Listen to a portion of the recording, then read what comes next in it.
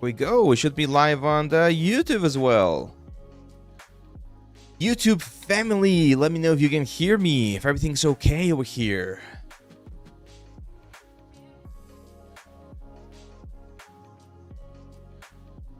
There we go. Sunday stream. We haven't had one of this in a while. But hey, every day is a good day to be doing some 3D.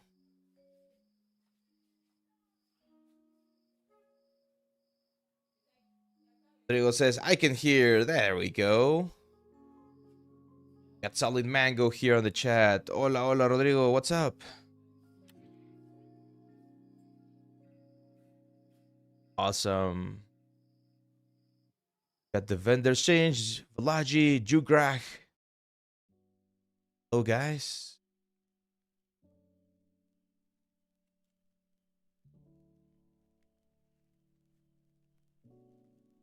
I'm doing okay. It's been a tough week, but I'm happy. Yeah, we need to summon David here in just a couple of minutes. Flipgeek says, "Hey, Sarn, Alex? Who's Alex? Flipgeeks? Who is Alex? You don't have anyone on the team that's named Alex."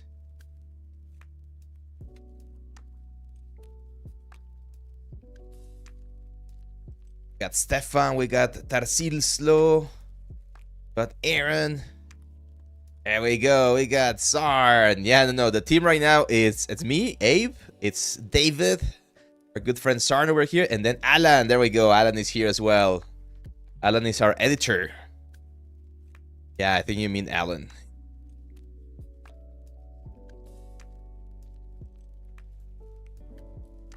Ganesh says, "Hey, Abe, just starting my journey in Maya following your treasure chest tutorial." Oh, that's a good one. That's a good one. Definitely need to update that one. A couple of things I don't love about the final result, but it's a good one. You're going to get the idea of most of the tools, so that's good. Adita says, "Sir, can you check my work?" And not today, my friend, not today. But remember, we have portfolio review at the end of every month, and this next week is going to be, well, the end of the month. So we're going to have portfolio review this week. Make sure you join the Discord channel, Aditya, and be on the lookout for when we open the portfolio submissions, because that's when you're going to be able to submit your portfolio. We only have 30 submissions per month. It's completely free, so you don't have to do anything else. But we do limit it to 30 so that we can give enough attention to all of the works, okay? If you want to have a one-on-one session with me, that's also possible. You can book it through, again, the Discord channel. But that does cost a little bit of money there for the mentorship session, where we can go over your work or go over anything about 3D that you are that you have questions about. Tom97 with the resub, as well as No Soy Lotus. What's up, my friend? All good, all good. Thank you, guys. Thank you. We got a little hype train going here very early. That's awesome. Let's see. We have a very good question by Anthony. He says, "Profe, I got a personal question because you got the knowledge or experience.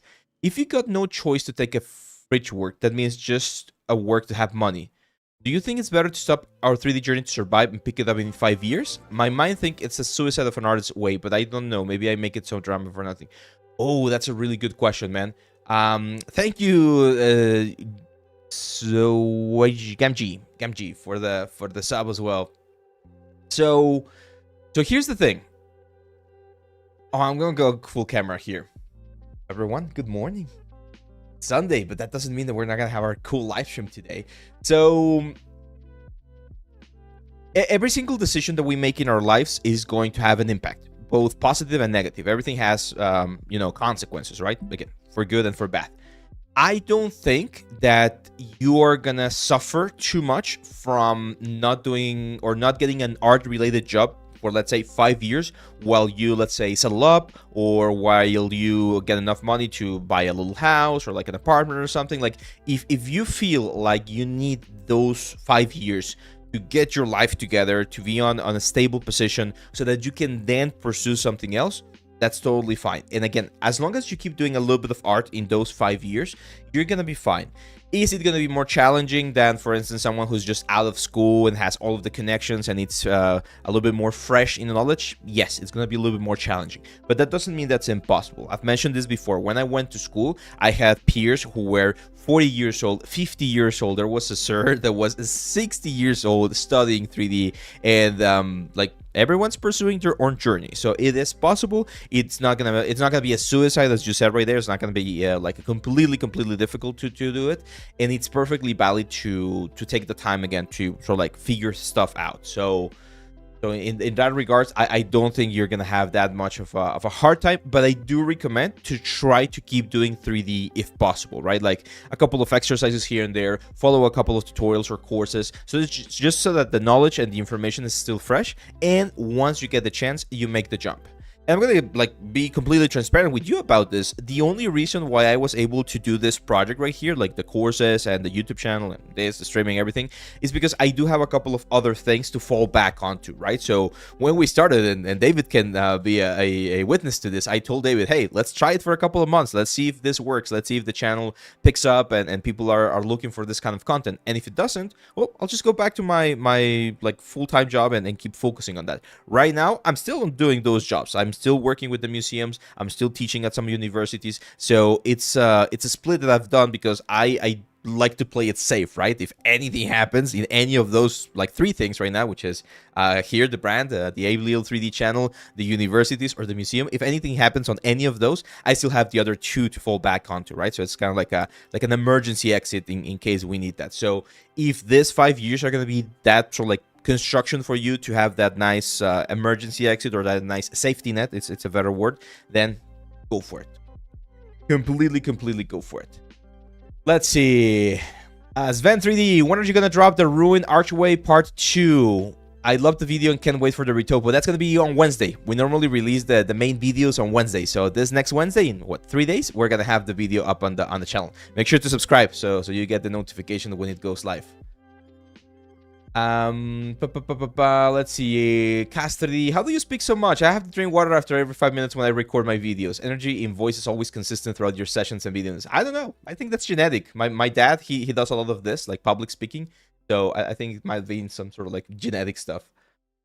Is the treasure chest tutorial fine for beginners, man? Yeah, it's fine. You do need the basics of Maya. If you have absolutely no basics for Maya, then I would recommend picking the Intro to Maya course that I have on my site, and then that one's a good sort of like follow up to the whole thing.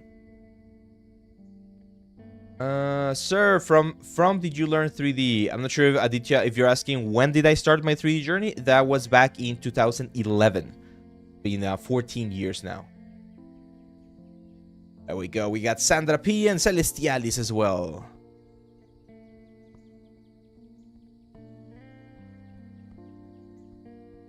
Says, thank you for your answer. I just have decided, what's the word of me, like hating myself because it looks like a betrayal for my art. Hate to blind myself because I just follow courses and don't do projects to make the jump because I'm scared. But today I'm in the wall with the sword, so I've got to make a choice soon. And thank you for your help. Yeah, you're welcome, man. And here's the thing. This is gonna sound very, I don't know, maybe whimsical, maybe philosophical, or however you want to see it. But being an artist, you're always going to be an artist. Like, if you really have that spark of being an artist, of creating, it doesn't matter where you're working, that spark will always try to create something. It will always try to revolutionize things. So even if you have to pick a job, I don't know, like in retail, in the like I don't know, food business or whatever, you're still gonna have a way or find a way to sort of like express yourself there a little bit. Of course, it's not as easy as it is to do in an entertainment or in a more art-related work or job, but it is possible. And as long as you, again, keep that spark alive, eventually you might get the chance, or you can work towards that chance, and it's gonna be a good thing for you. Stefan says, I would like to thank you for showing me a lot for modeling and texturing. Can't thank you enough. Oh, you're welcome, Stefan. Well, the best way you can thank us is here by, you know, being here, liking, sharing, subscribing. Really helps the channel. So what do we have in store here for today? Oh, so I want to have a chill stream today, guys. It's going to be a fun one.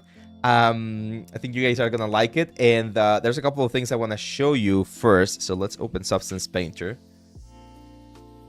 Then we're going to jump into couple of other softwares. And you can ask questions. Like today, let's just relax. Let's just have fun. Let's do a little bit of 3D, learn a couple of techniques here and there, and just enjoy the process. Let's see. I mean, Miguel Castillo says, hello from Dominican Republic. Hola, Miguel. Saludos hasta República Dominicana. Estamos en México. Almost my birthday. That's right, my friend. That's going to be on August 30. So next Saturday, actually. We're probably going to do a special live stream there. Aaron says, Abe, Fiverr Shop tutorial, please. Fiverr Shop? You want to have a Fiverr Shop tutorial? It's very easy. It's a very easy software. I could probably teach you guys Fiverr Shop in like 25 minutes or something like that. Quite easy. I think I need to update my drivers or something. I've been getting those like weird like squares. It takes a couple of like movements and rotations to get them away. There we go. It's some sort of like driver issue, Mango. It's probably some sort of driver issue. Thank you, Stefan. Thank you. Yeah, I thought about that, but since they're doing the construction like right by my patio, it's very messy right now. So I'm not sure if I'm gonna be able to do that. Okay, so this is a Doctor Doom mask that I did a couple of, I think it was last year. Like, I'm pretty sure it was either when they announced the Fantastic Four movies or something like that. But this is supposed to be like the Doctor Doom's mask, and today we're going to continue working on it. I want to show you a couple of cool techniques. Now, the first thing I want to do here is I'm going to add a new layer. I'm going to add a black mask, and I'm just going to change the color of the eyes, because these are supposed to be the eyes of the character. You can see there's a lot of like baked information right there. We're going to be deleting all of that in just a second, but I just want to have a base color information for now. So we're going to go for a little bit of a darker tone there. There we go, like a mid-value, mid-gray. And if we go to the channel color, the color channel, as you can see right here, I like how this is looking, but I do feel like we need a little bit more contrast. What I'm going to do with this one, and this is what we're going to be doing today, is we're going to be taking this into one of the other softwares, into 3D Code, and I want to do a little bit of hand painted, just like tweak some of things, and I'm going to show you some interesting techniques. So, so this is what I'm going to do. I'm going to add a new layer. I'm going to go for a bluish, interesting, like dark color like that. I'm going to add a black mask, and I'm going to add a generator. And you guys know I love this generator, which is going to be my light generator. Well, what I'm going to do is I'm going to switch it to the other side, to the bottom side right here, so that we add a little bit of shadow to the like the bottom planes right there. There we go. So if we go to the main channel, it's gonna be barely noticeable. Like, you're not gonna see it too much when we have all of the reflections, but it's definitely gonna add a little bit of depth everywhere. Now this one I usually like to set to like something like overlay, or maybe like a multiply. We can even try like hard light, like something that doesn't take too much of the color away. Maybe even normal, and just like tone this down a bit there on the opacity. There we go. So it's a little bit of a thing right there, but as you can see, it really sort of like darkens some of the elements quite nicely. Now what I'm gonna do is I'm gonna add another fill layer, and I'm gonna go for a warm color, okay, like this very bright yellow. Add the black mask, and I'm gonna do the exact same thing with the light generator, but I'm gonna push it from the top. So as you can see, that gives me a little bit of, especially if we go to the color, it gives me a little bit of a nice effect there on the base color. I'm definitely gonna increase the highlight level. So I just want to have a little bit of that light, not too much. Just a little bit of a glow here and there. Maybe a little bit of light attenuation, so it's mostly on the top part. There we go. And then what we can do is we can set this to linear dodge. Linear dodge is a really nice blending mode because it pushes the values and the colors up. So it sort of like adds to everything else. And of course, I'm going to tone this down a little bit. There we go. So that right there, especially when we see this on the flat color, it gives us a lot of cool information, right? Like, it gives us a very nice effect. But that's not all. You guys ready for a mind-blowing experience? Here it is. This is what I'm going to do. I want to take all of the information from the roughness, from the metal, from the like reflections from the environment, and bake that into a single texture. How can we do that? Very simple. I'm going to go File, Export Textures. Set this to my file here, to the Doom folder, and I'm going to change the output template to this first output template. You probably guys have never used this one before. It's called the 2D view template. So I'm going to click on that, and I'm going to say export. And what's going to happen, this is very, very interesting, is that we are going to get an export that bakes all the information into one flat single texture. Okay, so this is Substance Painter baking all of the information into a single flat texture. So the light information, the roughness information, the metalness information, everything. Like pretty much what you're seeing here on the viewport, this is now baked into a texture. So if, for instance, I go now to Marmoset, right? We go into Marmoset, and I bring in the low poly of the mask. Where is it? Do mask right here. I go to my standard color, and I drag and drop the albedo map. Look at that. The only thing you need to do is similar to when we do what's the thing, hand painted stuff, is we need to remove all of the channels. You just leave a like this one right there. And remember, the cameras nowadays, they're using the AGX. We need to change this to linear. So that's it. This is one single texture, one flat texture baked into the element, baked into the whole mask. So in the hand painted approaches, or in hand painted processes, this is really, really, really useful, right? Because instead of having to do every single thing, we just bake everything down into a simple element. The element, or the mask that I'm sort of referencing, is the mask that was worn by, I think her name is Vanessa Kane. That was her name, right? What's the name of the Ambessa? There we go, Ambessa. So if you take a look at that mask, it's very cool, right? A really, really cool mask, and this is all hand painted. We're gonna go, and I'm gonna show you how you can do a similar style to what we have right here. So actually, let's grab this. This one's probably, oh, that one's a 3D printed one. Yeah. Want to see if there's an image or a still where the mask. There's a little bit more. There we go, like this thing right here. I'm gonna copy this image, and let's bring this into PureRef. Yeah, it's not a filter. It's not a filter, Cass. It's an export setting. So inside of Substance, you just go here to File, and then Export Textures, and you export with this output template 2D view. And this 2D view will bake everything down into a flat material. And someone was asking about what happens if you change the HDRI, and it does the exact same thing. So if I go to my viewport here, and I go, I don't know, like this cave entrance, right? It's a little bit more greenish. It's gonna look more like brass. I go File, Export Texture, and I export again. It changes. So now it has the green tint to it. So it's what's the word? It's the best way to bake all of this information. Remember, this information is not reacting, or it's not responding to anything light related, right? So the light is not there. It's what's the word? Well, yeah, it's not there. But it gives the sort of like fake effect, right? So again, for hand painted stuff, this is really, really cool. Or if you want to save time in rendering, and you're gonna have this sort of like very artistic, what's the word? Artistic approach. This is called a non-physical render, NPR. You're gonna find this kind of like techniques in the NPR category if you look them up. The NPR stuff is non-physical render, but if there's a specific like movie or whatever you're going for this, well, you can get a very cool result.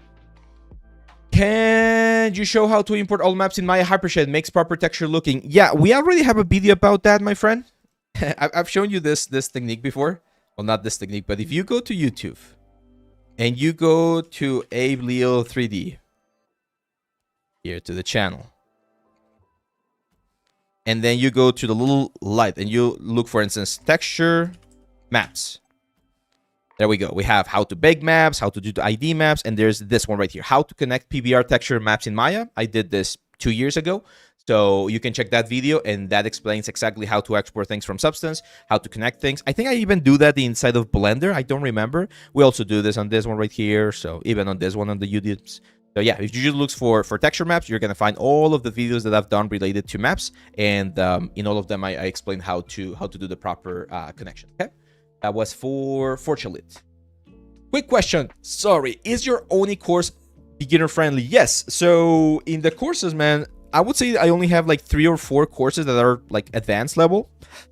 Or not advanced level, but you need a little bit of previous expertise. So that's the anatomy course, the hand painted 3D character for games course, the retopology course, and the Marvelous Designer course. Like those 4 courses are the only ones where I expect you to know some of the tools about like the 3D world already before you can jump into them, because I'm not gonna cover the basics. So if you don't know the basics, you will struggle a little bit. But all of the other ones, they're beginner friendly, like the Substance Painter, the Marmoset one, the ZBrush for iPad. Yeah, all of the other courses are like very, very beginner friendly. Sandra says, had it not been for Ave and your fantastic courses, I would have been so lost in the 3D world. Oh, I'm so happy to hear that. It's so nice when you guys tell me that the stuff that we've been uploading has been helpful for you. Do you think baking in Marmoset is more ideal than Substance Painter? It gives you more control. It's definitely more precise, I would say, Absconcio. But for 95% of the stuff that you're going to be doing, you can bake in Substance Painter, and it's really, really good. They recently introduced a new thing here inside of Substance Painter, which is the automatic cage feature. You go to little croissant here, and then if you go here to the cage, you change the distance base, which is the default, to automatic experimental. And as you can see, it creates a new cage, and it modifies some of the elements to make sure that you get like a cleaner bake. So it's really good. I used this on the collaboration that I did with Adobe for the little shark that you probably have seen. So both of them are really, really good. Marmoset still has a couple of extra tools that are really, really good, especially when you have tricky bakes. But again, for 95% of the stuff, Substance is going to be more than... Lusney, what's up, my friend? What's up? Yeah, Brother Scar, if you want to start the journey, I would recommend the Oni course. The Oni course it's a very good way to start learning about ZBrush.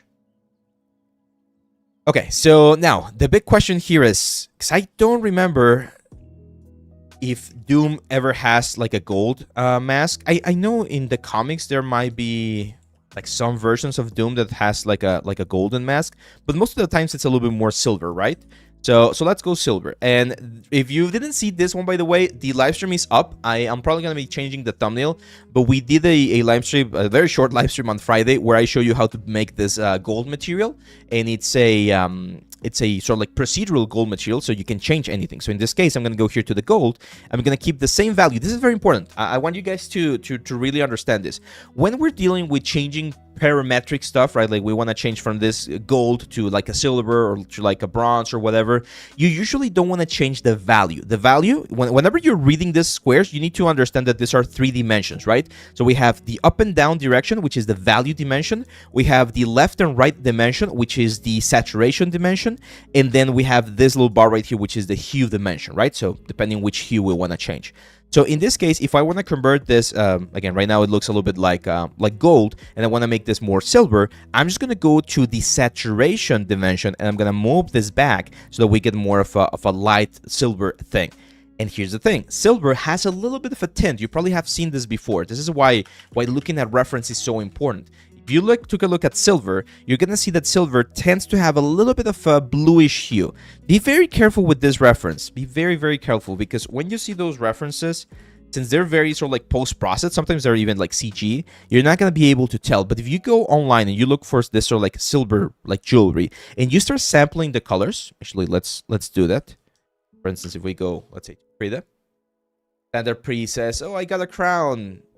Yeah, there you go. You got the little crown. What software will you be using for your upcoming environment course? The environment course is not coming anytime soon, Sandra. Unfortunately, I've talked about that one before. It's a little bit difficult to sort of like find a way to properly explain. But I am doing a new series. You probably saw it this week on the YouTube channel, where I'm explaining some of the processes. We're probably going to be doing that. So I'm going to be sharing some of the secrets or some of like the techniques that we normally do for environments. And I'm using Maya. I'm using ZBrush. I'm using Substance Painter. I'm using Marmoset. I'm using Unreal Engine. So if we take a look here, look at that. There we go. So can you see that like color right there? What hue are we in? The blue hues, right?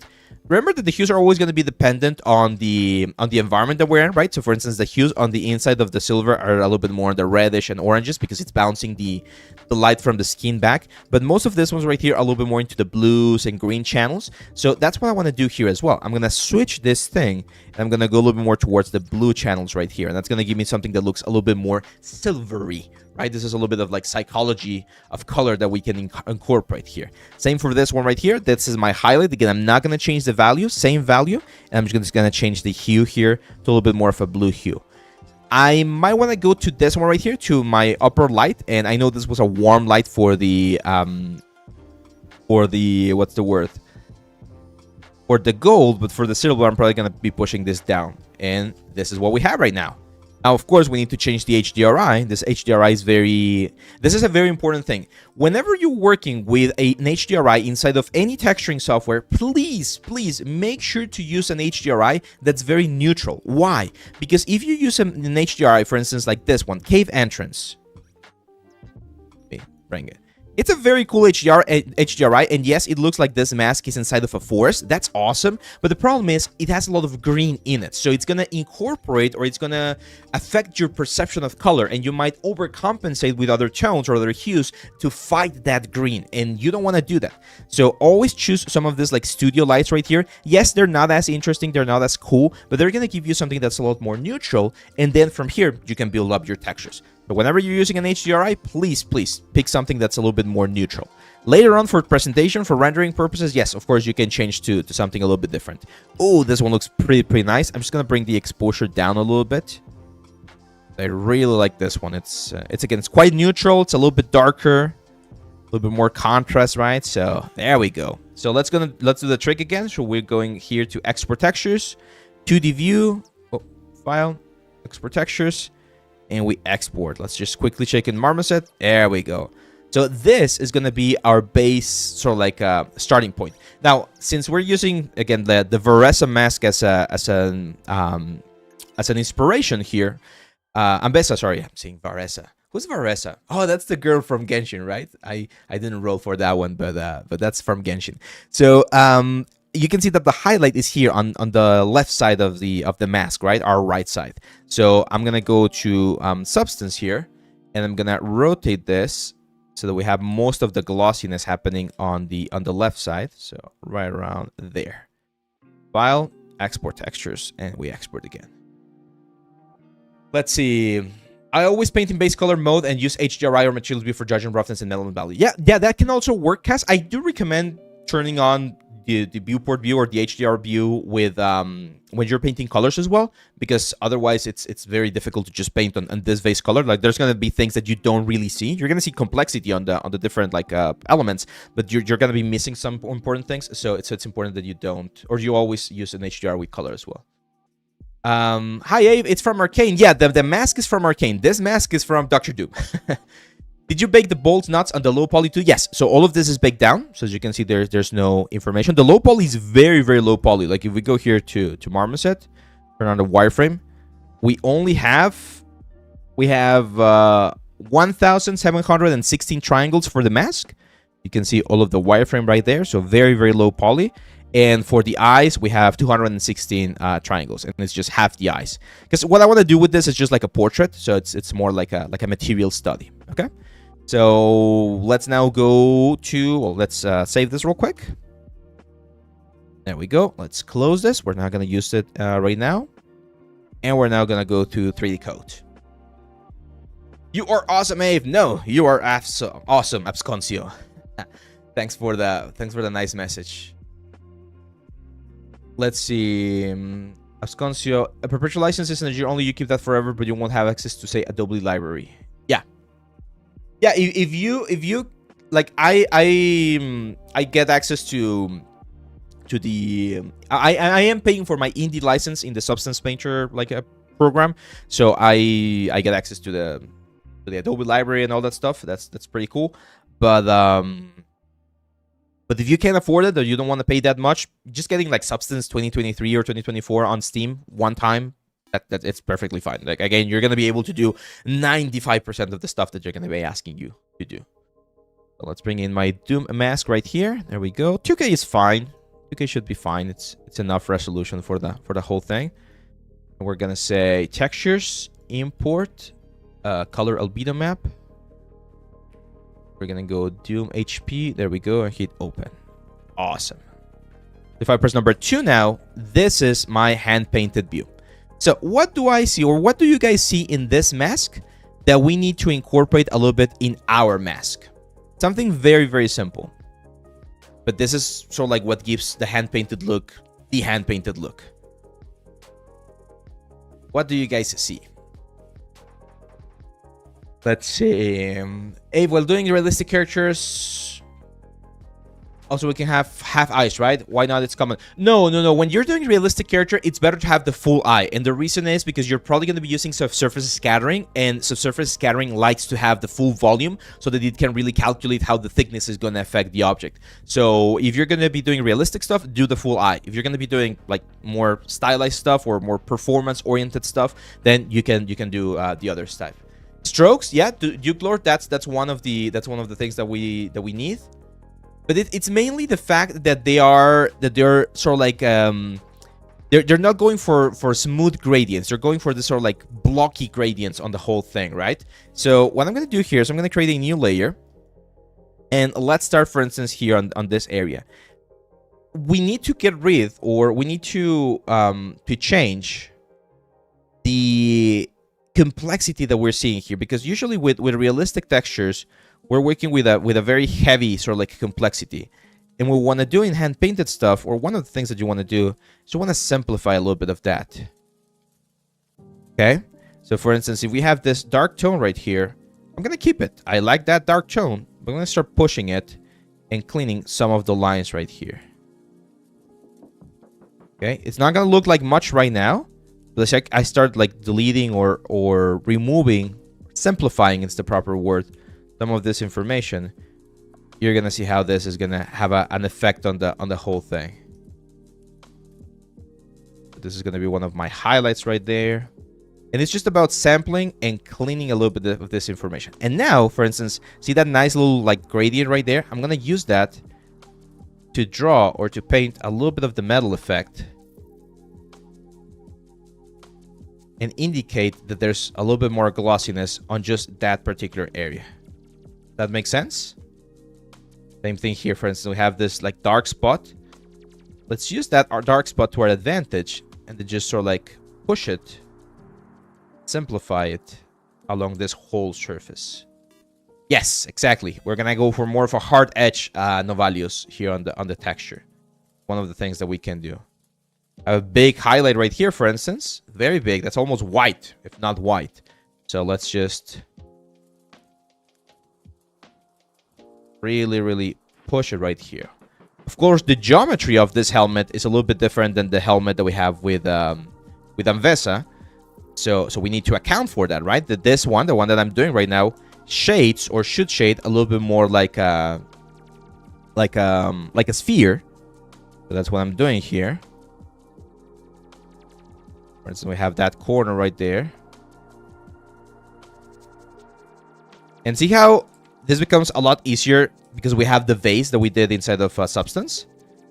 So we don't have to worry too much about like trying to guesstimate or find the exact like a color or hue that we need, because we already have all of the information here. So it's more of a stylization pass that we're doing at this moment.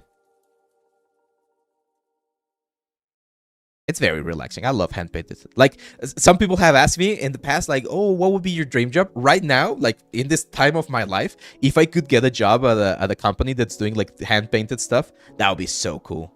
Like Riot or like Blizzard. I would need to travel there, of course, because I don't think they hire a lot of like people remotely. But hand painted stuff is really cool. It's a very fun process. Let's see. Procedural approach cannot replicate brushstroke. I mean, there are things like now they've introduced a new thing instead of Substance. You guys have probably seen it, which is the stylization filters, and they're good. They give you a good result, a good base. But I still haven't found a specific like solution that just like makes it perfect, right? So you still need to go in here and do it manually. There we go. See that? See how we're simplifying some of those elements? And one of the secrets about digital art is, again, don't try to add too much stuff. Sometimes we tend to want to add too much information. And for instance, metal edgeware, right? Like we constantly complain about that one in portfolio review, where people are trying to add too much information on the metal edgeware. You don't need that. You can keep it very simple. For instance, here, I'm gonna do like a triangle looking thing. I'm gonna create a border Very, very clean. I think cell shading is mostly made of only 3 flat colors. Yeah, cell shading it's a different thing. Cell shading is more in the shader department. So you're gonna see a little bit more on the material construction rather than on the textures. A good example of cell shading is, for instance, the Guilty Gear games. Those tend to be more cell shading and less like texture, as compared or as opposed to the Marvel Rivals that do have a little bit of like hand painted approaches. There we go. Now, as we keep going down, right? As we go down in our thing here, the value is going to be going down as well.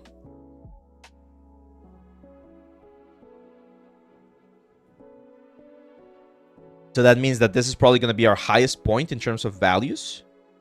And then as we start going here to the lower sections, these are going to be our new sort of like high values, which as you can see they're roughly at the halfway point. So for instance, and in the Anvesa reference, I'm seeing that that we have this very nice like highlight. It's on one side of the mask. I'm gonna add it to the same side, so I'm gonna have it right here.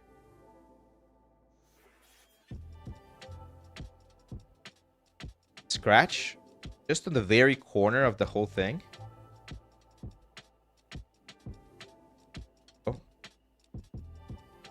Let's see. I love how you explained and showed color theory in your 3D code course. It made me finally see and understand values in a different perspective, right? Right? Yeah, exactly. So, and that's one of the things that I really thought about. Like that first chapter, Sandra, on the 3D code course, it took me like 2 weeks to plan. I did my research. I did my all of my information. Thought about the exercise. Like it was a tough chapter to really like get right, because I knew that if we were able to get the first chapter right, everything else that we did afterwards would be a lot easier for everyone to understand. So I'm glad that that you resonated well with that one, because yeah, it was not difficult to record, but it was tricky to plan. Make sure again that that I cover all of the important information in terms of color theory. And there's so much more to learn about that, by the way, Sandra. Like that's just like the tip of the iceberg. But hopefully it was a good introduction to the world of color theory. And one of the things that I love about the most is the Munsell approach, right? Munsell system. That one's I think especially for us as 3D artists, I feel like it makes it a lot easier to understand the approach that they're going for. I am going to leave a little bit of the texture here on the helmet. Not too much, but just a little bit. I am going to go now for the highest highlights. So this is sort of like my big highlight, but this is going to be my really small highlight. Only on the corners. Only on the very borders. This is where my wireframe can be very useful. Just hit the very little corners right there. Right? Now that starts looking a little bit more shiny. I think we can push this color a little bit more towards the upper side. Illuminate the nose a little bit more. And then what we can do, if we want to add a little bit more contrast, is go to this upper sections and incorporate a little bit more of a darkness here. Remember that one of the big secrets about color is contrast, right? So the more contrast we have between tones, the more intense and the more obvious something is going to look. That's what we're going for. Let's see. How do you manage time to record and post videos with your full-time job and your projects? I'm struggling to have presence over internet to reach a wide audience for my career. So when I first started, I'm talking about 2 years ago, it was a lot of sacrifice. Like that's just the truth. Like I would do my job in the morning. And then in the afternoon, I was able to work a little bit more on the project, record videos, edit shorts. Like it was tough. I'm not gonna deny it. It was really tricky to try to balance things out. Nowadays, as this project has become a little bit bigger and bigger, I've been able to balance things out a little bit more. So for instance, now I dedicate, I would say, roughly half of my day to this project and the other half to the other projects, so that everything's like balanced, right? But I didn't have that balance until like this year. So it's when you're first starting something, especially if you don't know if it's gonna succeed, right? You do need to make a little bit of a sacrifice there. in terms of time, right? So I didn't play as much video games. I had sacrificed a little bit of time with my family, which of course it's not ideal, but it's part of the deal. So it's yeah, it's a little bit of everything. As we grow, right? As we grow, we also expanded. So for instance, Alan here is now helping us amazingly with all of the edits and all of the like the shorts and the videos. That frees me with a lot of time so that I can continue recording and working on the courses. But I couldn't afford to pay Alan back in the day, right? So it was until recently that the project has allowed us to get to that point of having more people help us, right? But at first, when you're starting any project, you do need to do a little bit more of the whole thing yourself. Nothing matches the hand painted approach. Yeah, I agree, man. It's such a cool look, right? Such a cool look.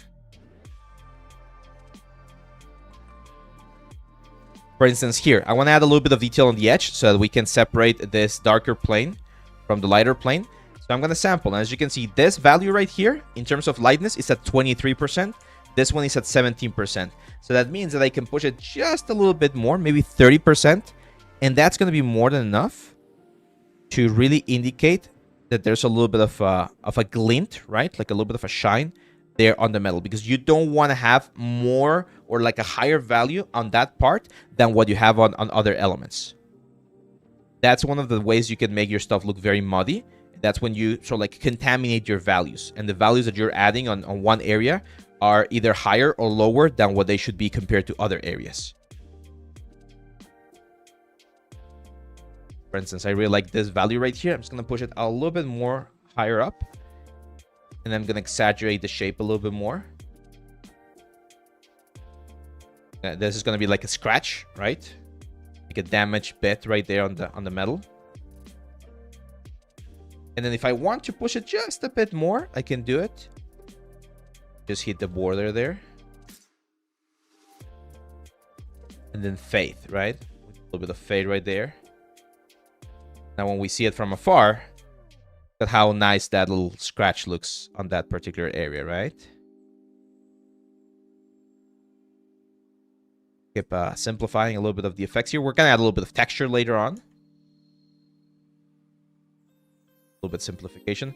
For instance, one thing that we can do, and it always helps quite nicely, is to increase the amount of shadow. So, I mean, it really depends on the characters or on the like work that you're doing, but I think in this case we can definitely darken some areas. For instance, this part right here, we can go a little bit darker. Think of it like ambient occlusion. We push this whole thing back in space, in 3D space, by pushing the value back. That gives us way more depth. Same, for instance, with this like lip right here.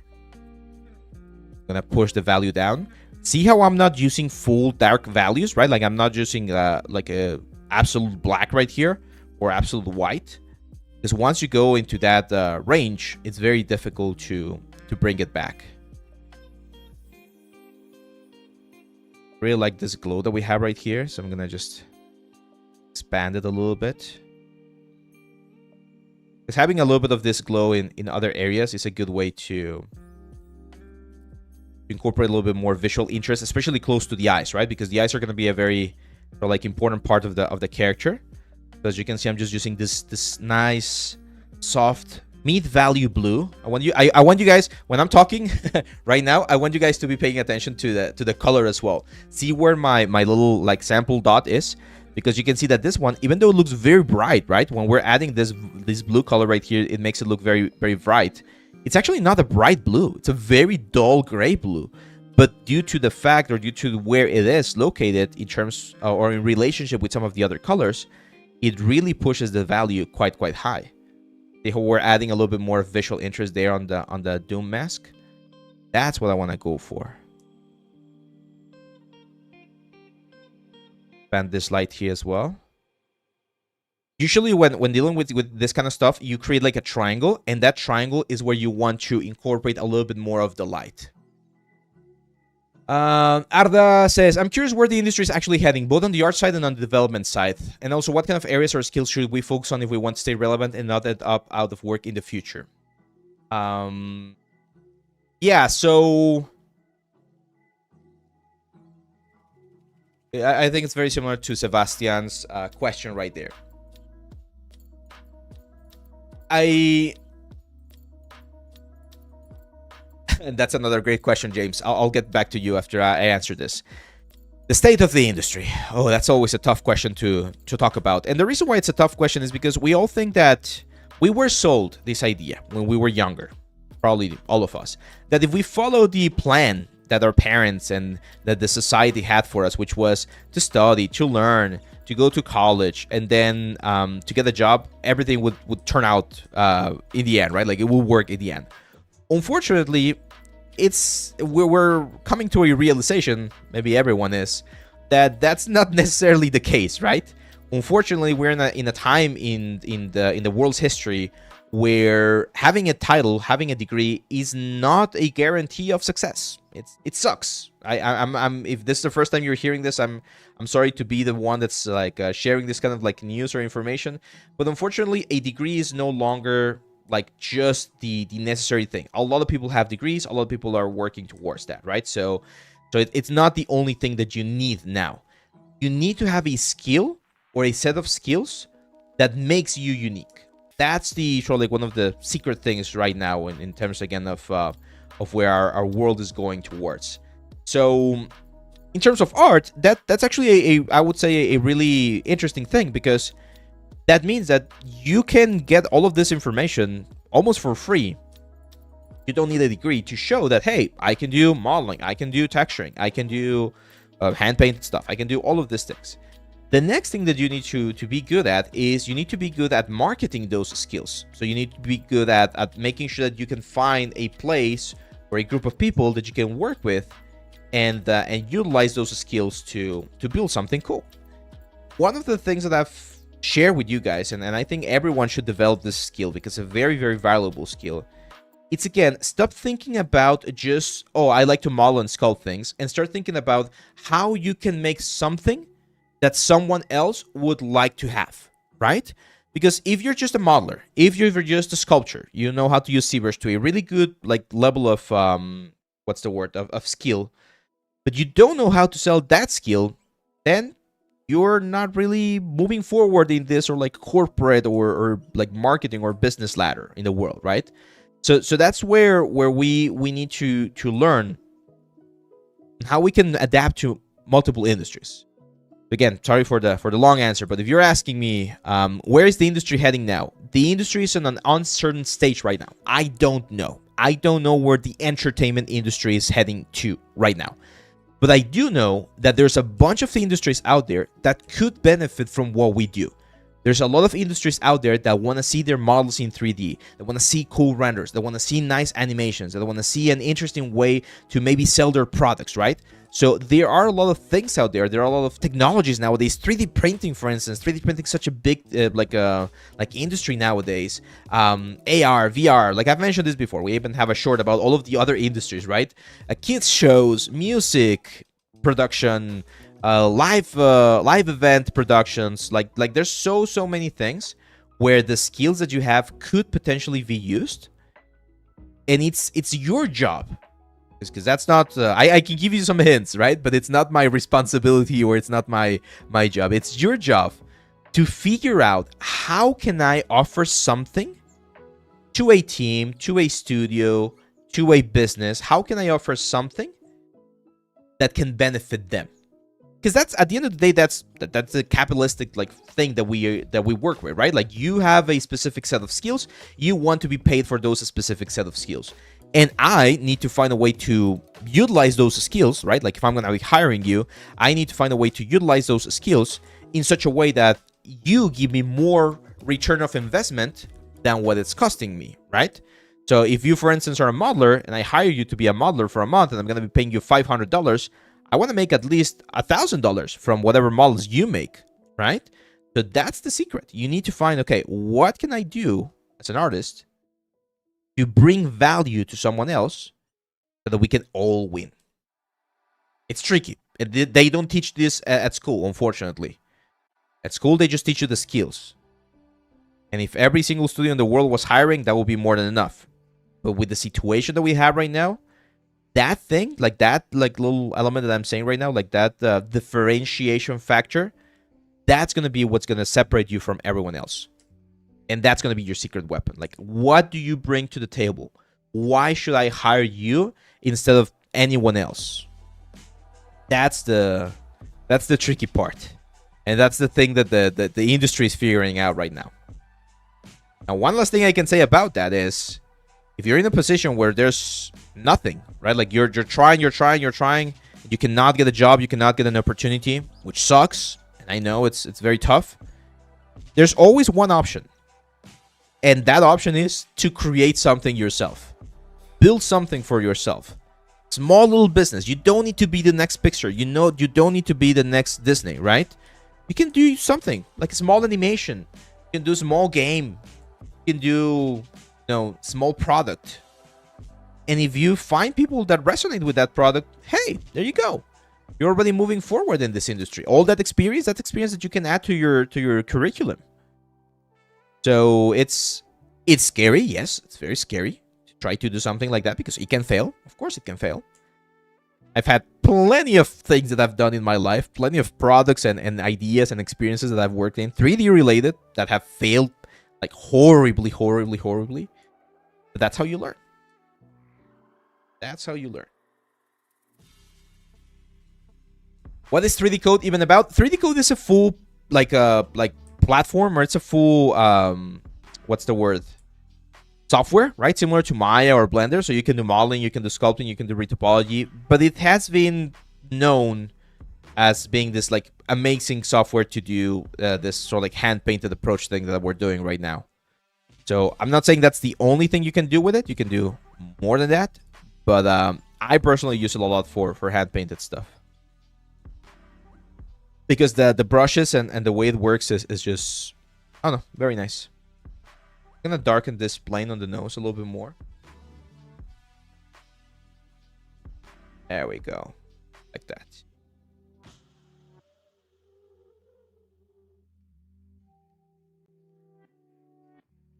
Here. What I mean by darkening is just like grabbing some of these values, pushing them a little bit more. For instance, this metal edgeware I really like, and that's the perfect value that we want to have. I'm just going to make it bigger. That scratch right there, I'm just going to have a bigger scratch. That.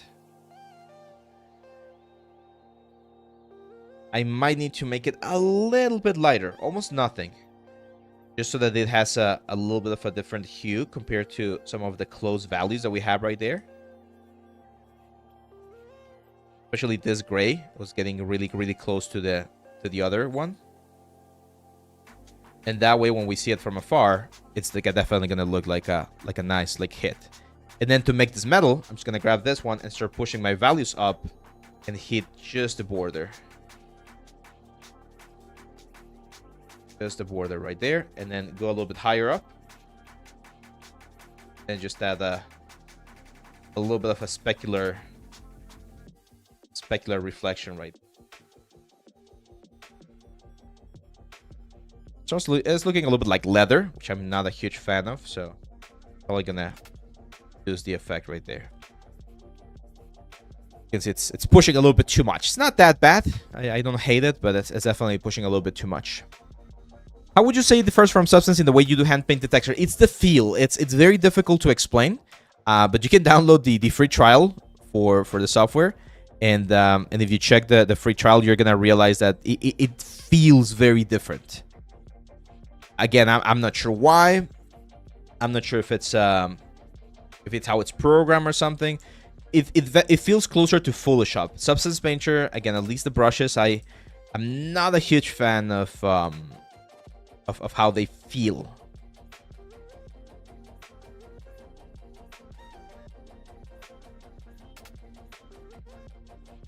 Add a little bit of light here. Light that's being catched. Take a look at my reference. How to cut through face in Maya like we do in Blender? Well, just do it, man. You can use Boolean. We have the Smart Extrude now on Maya.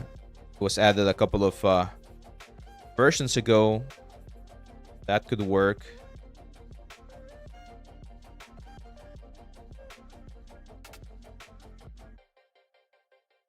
A little bit of light here under the nose.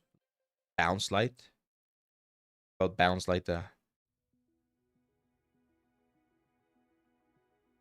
Take a look at the eyes for a little while, because right now I don't like how they're looking. So I'm gonna press the space bar. I'm gonna go to my, where is it? A dropper tool. Hide the eyes. Control Shift X to flip them. Go. Brush. And the first thing I'm gonna do is I'm just gonna sample this color, and let's turn on symmetry.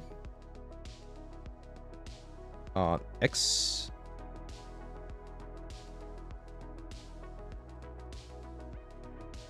Clean all of this up.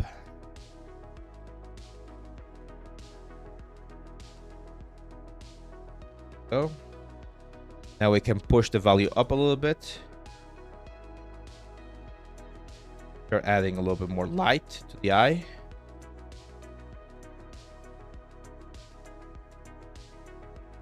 A bit more. And as you can see, I'm using this square brush because I like the sort of like texture that we get from it. Like a nice texture. Go a little bit darker now. Darkening. Darken a little bit of the corners here, where I wouldn't expect there to be much light. Also gonna give me a little bit more depth, right? Like it's gonna give me the like circular looking effect with the eyes. A bit of a contact shadow there with the lower eyelid.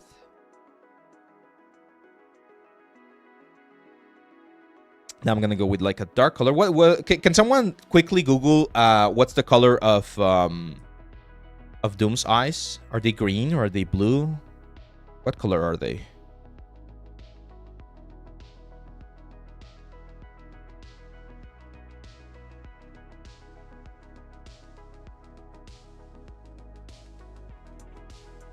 Someone confirm if the eyes are green. White blue hue. Blue. Okay. Go a little bit more towards the blue colors then. I'm gonna start with this dark blue right here. Then I'm gonna go very, very dark for the eye right there. You guys want to see some magic here? I'm gonna grab this blue right here. Push the value up. Gonna go really, really high.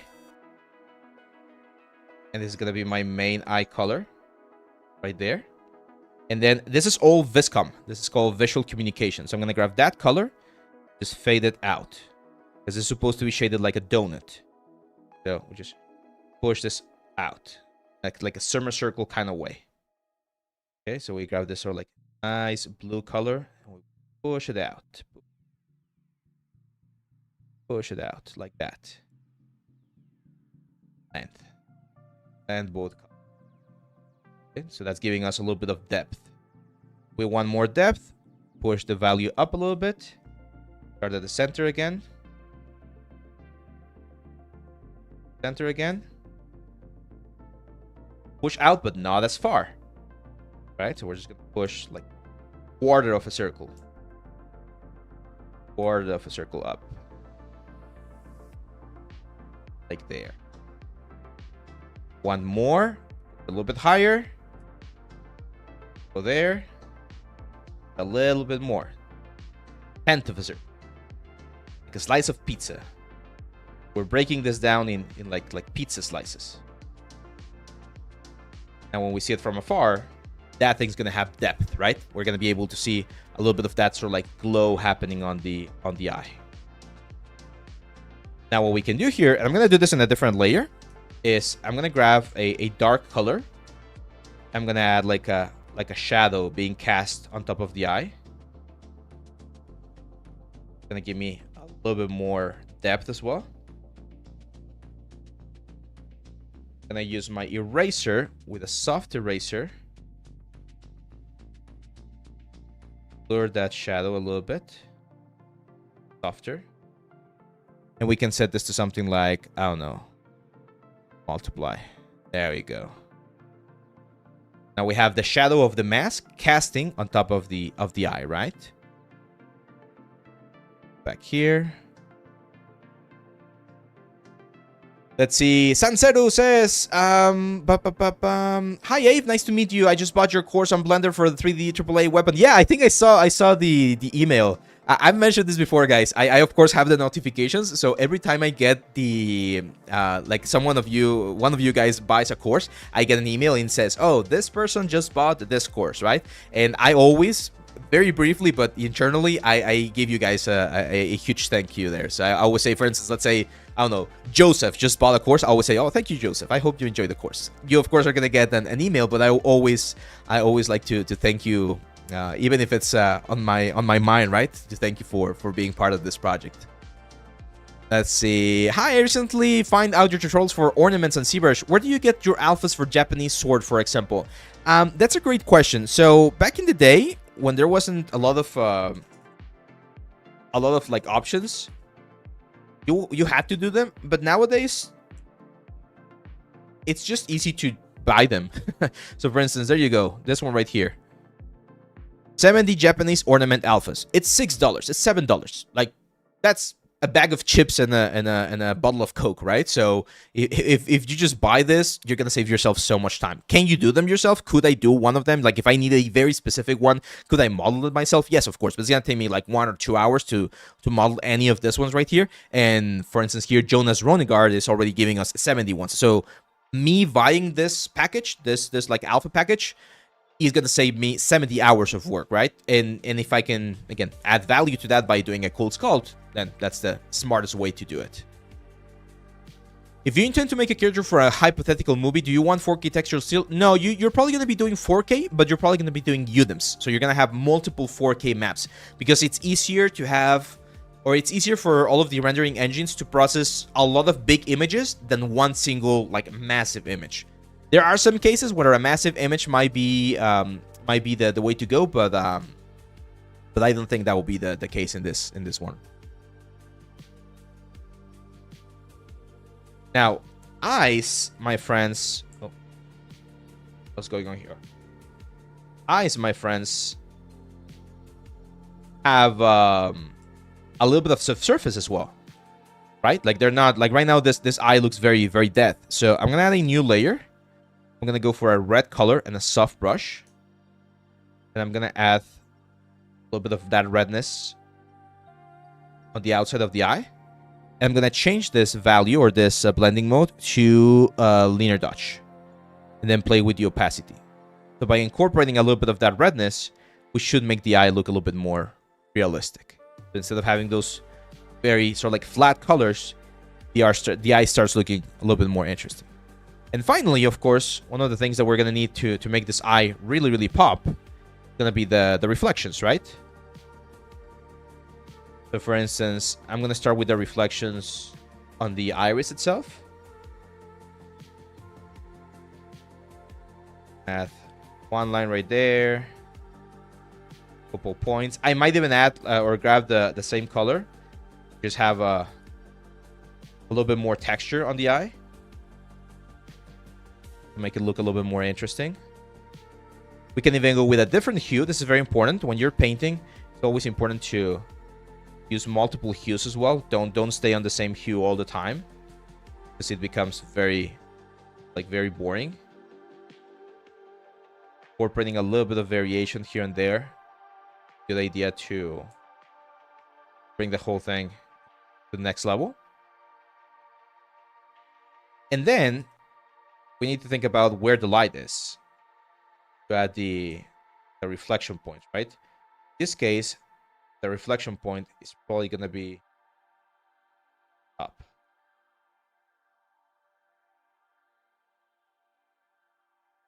We think about the light source, that could be like a window there on the top, right? Usually it's just a sphere, so I'm going to change to a hard round brush here.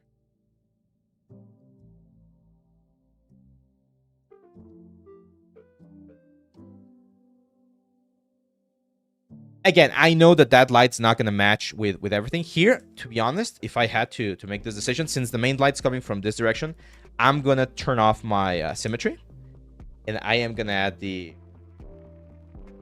light there, and I'm going to do the exact same thing over this side, but on the same position.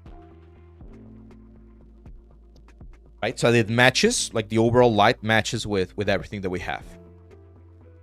Don't you want to turn off symmetry for the... Yeah, there you go. Easy tough. I'm one step ahead of you, my friend. But yeah, that's right. Like, otherwise, the character is going to look cross-eyed, and that's not what we want. It's looking quite nice, if I may say so myself. Right? Like, once we're in this position, if you want, you can just merge everything. Thank you for the sub, my friend. Brother Scar. There you go. Duman says, this looks so good. Hey, thank you, thank you. So this is how we started, right? Like, this was the texture that we got from Substance. If you didn't see this, it's gonna be on the beginning parts of this stream, but it's also on the Friday's live stream where we did the basic blockout of the metal. And then this is the first layer of hand-painted stuff. As you can see, it really changes and I think elevates the whole thing, right? It makes it look a lot more interesting. Then there are some like things that we did for the eyes to just like make them pop a little bit more. So now we can go back to the metal and keep adding more stuff. On Mbesa's mask, there's some really intense highlights. So we might need to push our highlights a little bit more.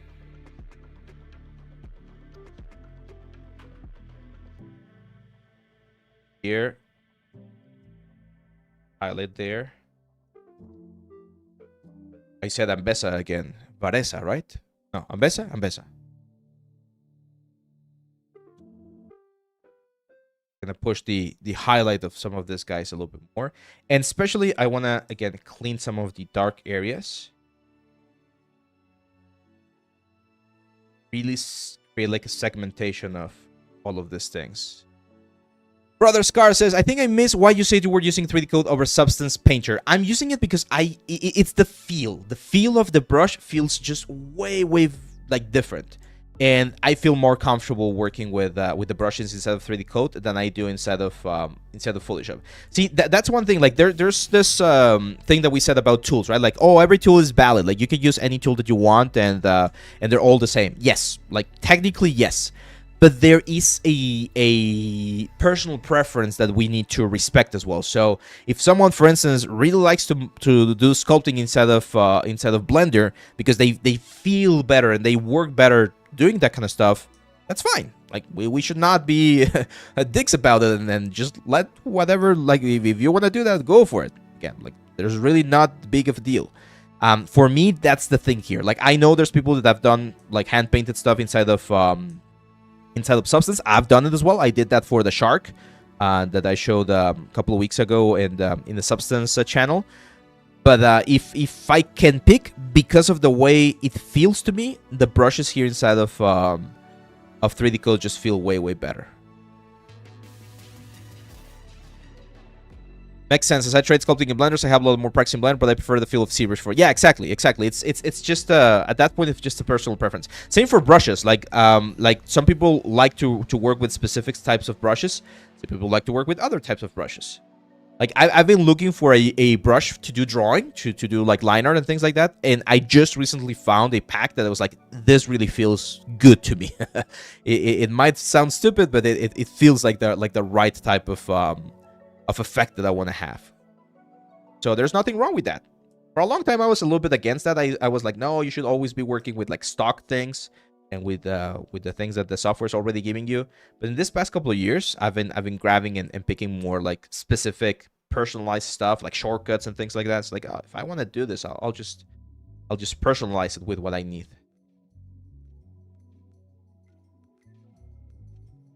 Then we can add a little bit more contrast to this inner area right here.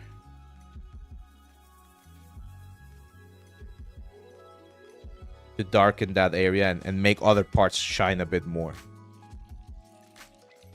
I like 3D Code. It allows to paint a room map along with other channels, so you can paint your pimple. Yeah, I mean, you can also do that in the Piotr. You can also do that inside of Substance. That's not unique to 3D Code, but yeah, I agree. It just feels different, and I like the feel of it. see. What else do I want to add here? It's amazing how small things like highlights on the right spot make a huge difference. Yeah, yeah. The devil's on the details, as they say.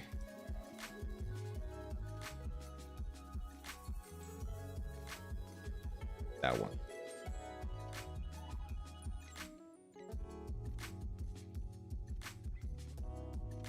Now, metal has a very interesting particularity, my friends.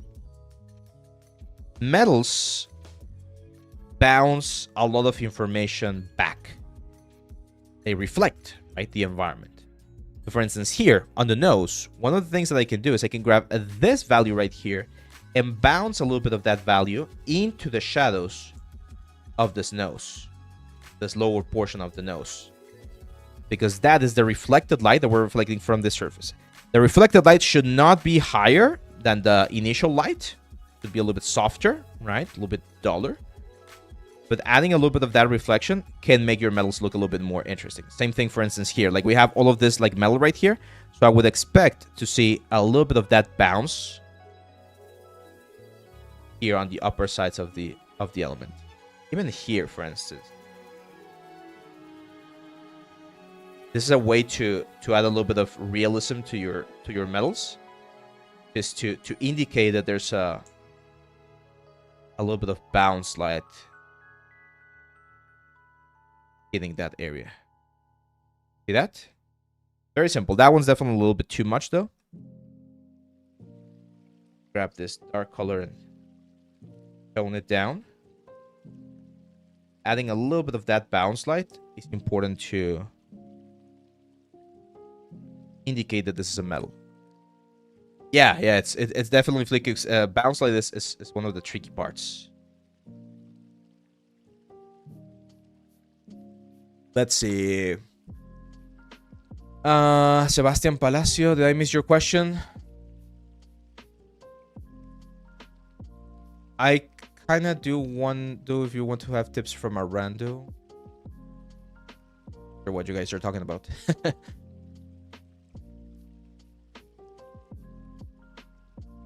Okay, let's add a little bit of light here. Bit of bounce light right there.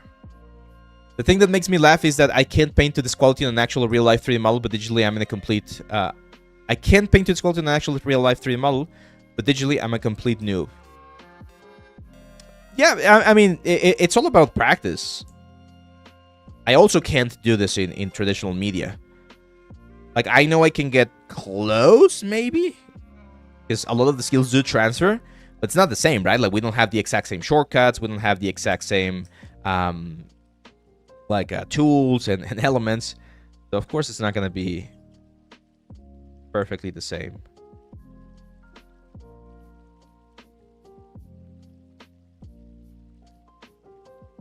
How can you achieve metals like in Overwatch? That's more of a PBR metal. They're just like having the traditional metal workflow with PBR textures. This is another type of like approach.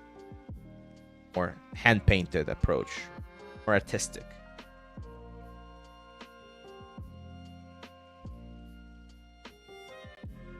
Here I'm gonna go with Shadow Pass. I push some of these crevices in a little bit.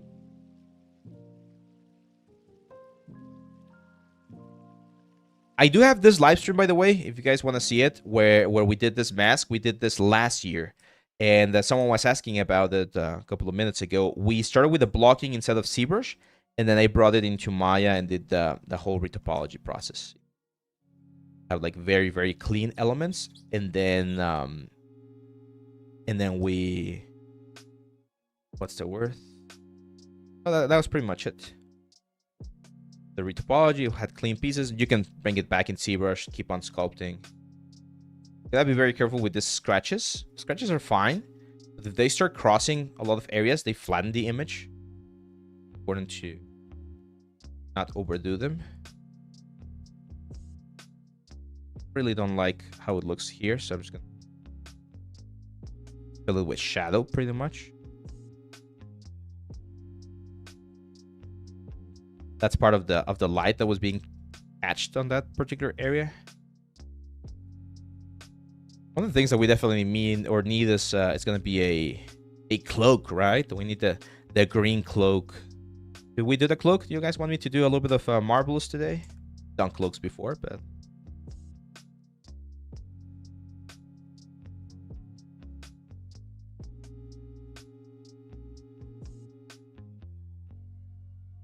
marvelous. I'll jump into marvelous in just a second.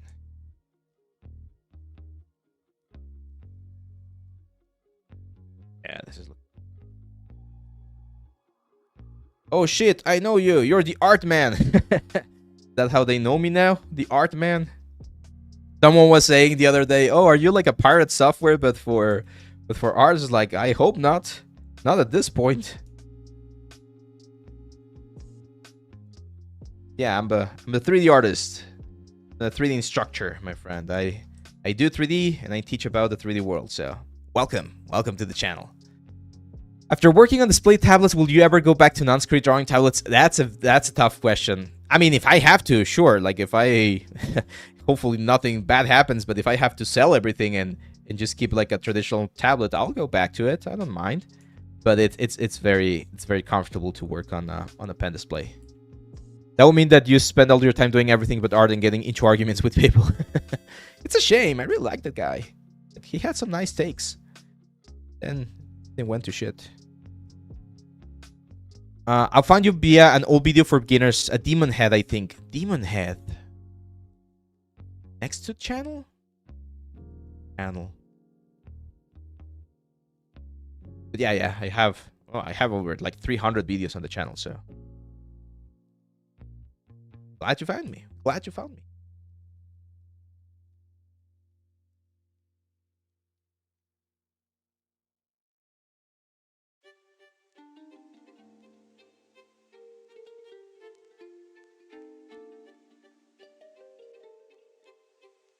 It was 100% your voice. Yeah, it was probably me then. Yeah, back in the day, I wasn't doing like my face was not on screen for whatever reason. Now I do like to show my face. I wanted to show my face. That's another little secret. I've always wanted to show my face. It's like, hey, be better. Like I'm not scared. But there were some decisions that I couldn't make at the time, so now we are showing the face. Too handsome. Thank you, my friend. Thank you. Oh, this part right here looks very sick. Love this highlight. So again, I'm just gonna simplify it a little bit.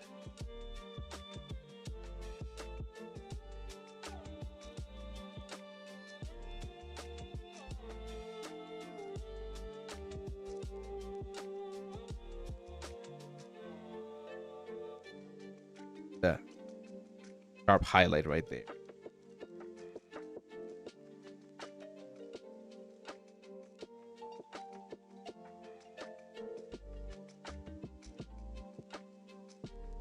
Now, one thing I want you guys to notice about this exercise that we're doing right now is the time. How long have we been doing this? Like an hour, right? We've been working on this for like an hour. And that's one of the things that I really hate about the content that I upload. I can't do or show you guys how long things actually take. Like, I need to be fast, right? I need to be entertaining. I need to show you a cool stuff, a cool trick here and there. And that's fine. That's part of the game here in YouTube and in Twitch. But it's important that you guys understand that usually in production pipelines, this kind of stuff takes a long time. And not only because you might take a long time as an artist, that's part of the thing, but there's also one thing that you don't see very often here on the videos, and that's the evaluation process, right? Like, you show this to the art director, you show this to your client, and they need to say, yes, I like it, or no, I don't like it. And if they don't like it, you need to figure out what is it that they don't like and fix it. Then it takes more time, and then you show them again, and it takes more time, and there's more revisions. That's one thing about the industry that, again, that we don't see that much. It's not very, very common to see that in this kind of like time lapses or processes, the feedback process, the revisions, all of those stuff. And if you don't see that, then you get this sort of like false idea that that this is, oh, it's very fast, it's very fun, it's gonna be a quick walk in the park, when in reality, no, it takes a long time to get there. You gotta be patient. You gotta understand that this processes, they take time. Could you please explain us about this workflow? PBR first, then hand painted. I mean, there's not much to explain. The PBR is gonna give you a good sort of like light blocking. So this is how we started with the PBR stuff. This is what I got from Substance Painter. And then this is my pass added, right? Like I'm just like adding a little bit of detail and elements on the specific like art direction or areas that I want to make this thing pop a little bit more. We covered this at the beginning of the stream, so once this is finished, you can go back and check how we exported all of those textures. But it's pretty self-explanatory. I did try to print out the mask, but the print failed. It was not really like prepared, so I will need to do another pass at printing this. But I did try it. Let's see. JL Richard says, hey, I love your videos. Same question than a large bunny. What's the point of moving something from Substance to 3D code? In this personal, or again, in this particular case, I just like to paint. I feel more comfortable painting here inside of 3D code than I do painting inside of Substance Painter. I like both of them. For PBR stuff, Substance Painter is definitely the winner. But for hand painted stuff, I just really prefer the way it feels here inside of 3D code. So that's why I personally like to jump here. But if you like staying in Substance Painter, that's perfectly fine. It's just personal preference at this point. A little bit of I'm not sure. I kind of like the initial reflection, but I don't like it. Maybe just very thin reflection there.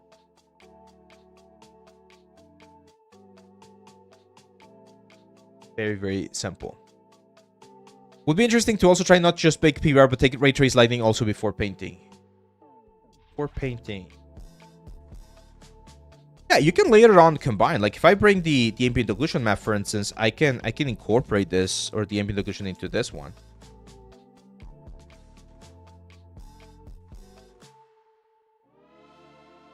Lighten the border here. Gonna make the eye pop a little bit more.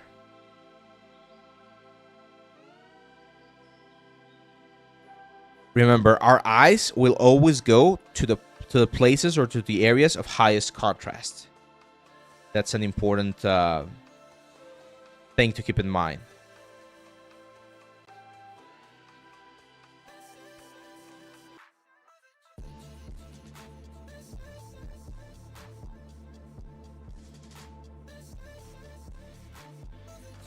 I want to add a little bit of a highlight on the lips. Hey, some guys are promoting their masterclass and they guarantee jobs for artists. They say they know some secrets to good portfolio and all. Ooh, that's a tricky one, man. That's a tricky one. I don't wanna name anyone or call names, but that's why I don't do that. Because I know that the industry is a very tricky thing. So I don't wanna promise you, oh, get my course and you're gonna get a job in the industry. No. What I can promise you is get the course, get the classes, learn the stuff, and you're gonna have the skill. Now, once you have the skill, can you get a job with that skill? Yes, it is possible. Is it easy? No, definitely not easy. I would look at the track records, right? For instance, when I went to school, this was back in 2013, I picked Gnomon because Gnomon said that it had like a 90% job placement, right? But it's not the same as just like someone selling something and telling you that they're gonna get you a job than it is to have like a full institution. In this case, again, Gnomon. I did get a job when I graduated from Gnomon, so I was part of those statistics. So I was happy with that process. But it's like I would be very wary of those promises because as the quote says, right? If it's too good to be true, you know, it might not be true. But hey, there might be someone that's really freaking good, and he does have all of the connections in the industry, and he can guarantee that you're gonna get there. So I wouldn't just like completely blow them off, right? But just be wary. Unfortunately, there's a lot of people, not only in our industry, in all industries, that just want to take advantage of others, and that sucks. Just be careful. Check their portfolio. Yeah, check their portfolio. That's another one. check any testimonials, right, from people who have maybe taken that course or that program. All of those things can be a good way to filter out and see if they're right or not. I'm not interested in the job. This is more of an obsessive hobby for me. So I have the resources, plenty of funding. Just hard to find the right courses and tutorials. In that case, the best advice I can give you, my friend, is try. Most people, like I do this, most of my tutorials will have a couple of like free sample videos so that you can see how I teach and the way that I structure my lessons and things like that. Find the one that you resonate the most with. Because that's the thing. Like, a lot of people think that there's just one person that's going to be like the best at something. No. There's so many different approaches, so many different like people. I've had people tell me, I hate how you teach because you're always very energetic and you're always like explaining everything. It's like I want to have like a more calm, like easygoing like way of learning. It's like, oh, that's perfectly fine. That means that I'm not the teacher for you. Like, I'm not a good fit for your learning style, and that's perfectly valid. You need to find someone who has that, or who you do match in terms of teaching style, right? So try to find as many as you can, man. Like, just try to look at YouTube channels, look at other like instructors, and find someone that you really like the way they teach. And if you can do that, well, then that's gonna get you closer to your goal. Even so, for my experience, you're either a specialist in teaching art or specialist in teaching how you advertise yourself. It's two completely different skills. Yes, that's also another thing. Like, there's some people who are really good at selling stuff. There's some people who are really good at art.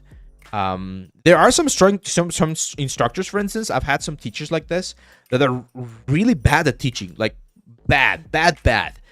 But they're really good artists. So if you can deal with that, if you're like, okay, I know he doesn't explain things very well, but if I can sort of like find my way to extract the information from them, I know I'm gonna learn a lot. Those are also great ways to learn.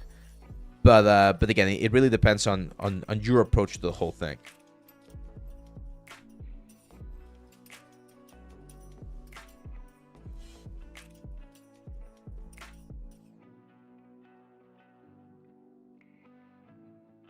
Let's see. Would be interesting to also try not to just bake PR with ray trace lighting before painting. Yeah, we can do a lot of like tricks with paint and stuff like that. It's that's the advantage of this style, I would say. When is the next portfolio review? Techie Productions is asking. This Friday. This next Friday, we're gonna have portfolio review.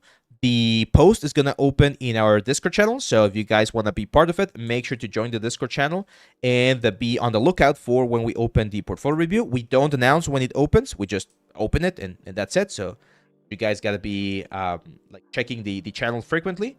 And once you see it open, you can submit. There's a couple of rules there that we have. So people who are just starting their 3D journey, we don't recommend submitting because I'm going to be telling you very, very similar things to the what we're talking about right now. It's usually for people who've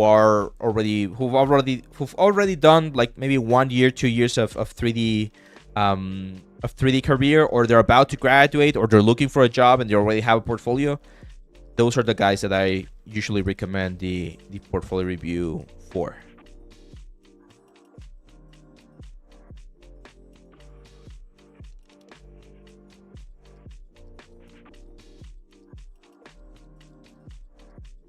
A little bit of a highlight there. And now we're going to jump into Marvelous.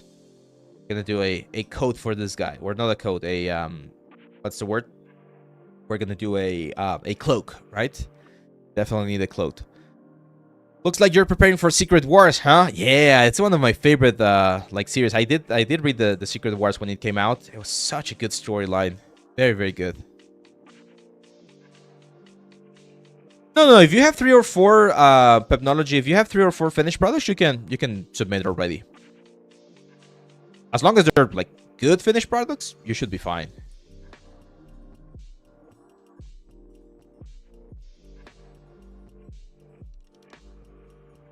Here I'm going with a little bit of a darker tone here to stain some certain things a little bit more. Yeah, look at the difference, guys. This is how like the polishing stage really makes things pop more. So this was again the result that we got from Substance Painter, just a basic construction of the metal, very PBR ready, right? Like it looks quite realistic, we could say. But the style stuff, the hand painted stuff, that's what really pushes things to the next level. Let's save. We haven't saved. That's very dangerous. Don't save and this crashes. That'd be very sad. There we go. Okay, so here's what I'm gonna do. I'm gonna open ZBrush because we need a head. We need a head to, and then maybe shoulders to be able to do a nice cloak. How do the pros do the great renders they achieve when showcasing the characters in portfolio? You mean the clay renders? You mean something like this?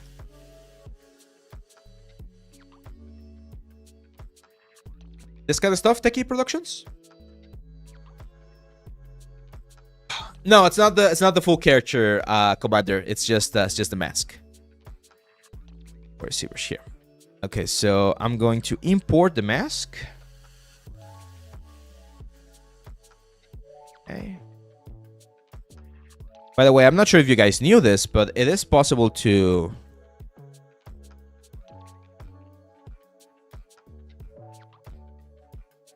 Hell.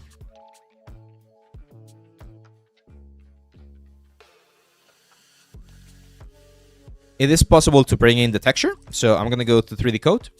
I'm going to say Textures, Export, Color Albedo Map.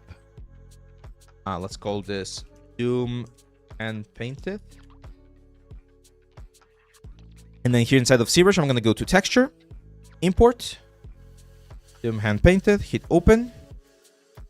And then we need to flip it because ZBrush loves to flip these things. So I'm going to click on it and then flip it. I'm going to go down here to Texture, Map, click, and select that one. As you can see, we're going to have the mask right there. And what we can do is we can go to the flat color. It's going to be the unlit color. And now we have the information here inside of the character. We go to the eyes. We grab the same texture. There we go. So you could have your textures inside of ZBrush as well. You can actually paint, like if you want to do poly paint, but you do need to have more resolution, right? Like if I try to poly paint right now, that's not going to work because we're working with a very low poly character. I saw that they didn't like great renders today and they looked really good, but it looks like they're using some custom matte caps and BPR materials and fully shot, right? Yeah, that's probably it. Dying Light.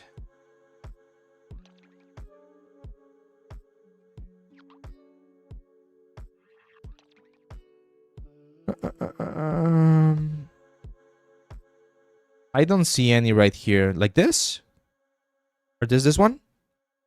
If this is it, this is like a clay render with a little bit of glossiness. I do show how to do that on the... Actually, in most of the courses, we do that on the anatomy course. But we have this free one. As you guys haven't seen this one, it's called the Portfolio Presentation Workshop.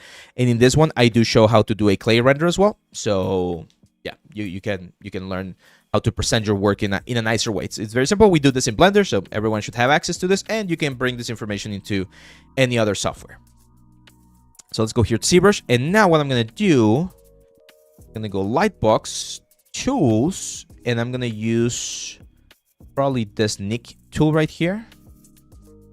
Go. Let's grab Nick. Let's go to the mask, say Subtool, Pen, and we're going to append Nick. There we go. Yeah, it was not that far off. Just need to... Oh, why? Really? My mask is off center? Sucks. Go to starter material for now. And let's just make Nick a little bit bigger so that he fits the mask as close as possible. There we go. So we'll be right around there, I would say. Maybe a little bit bigger.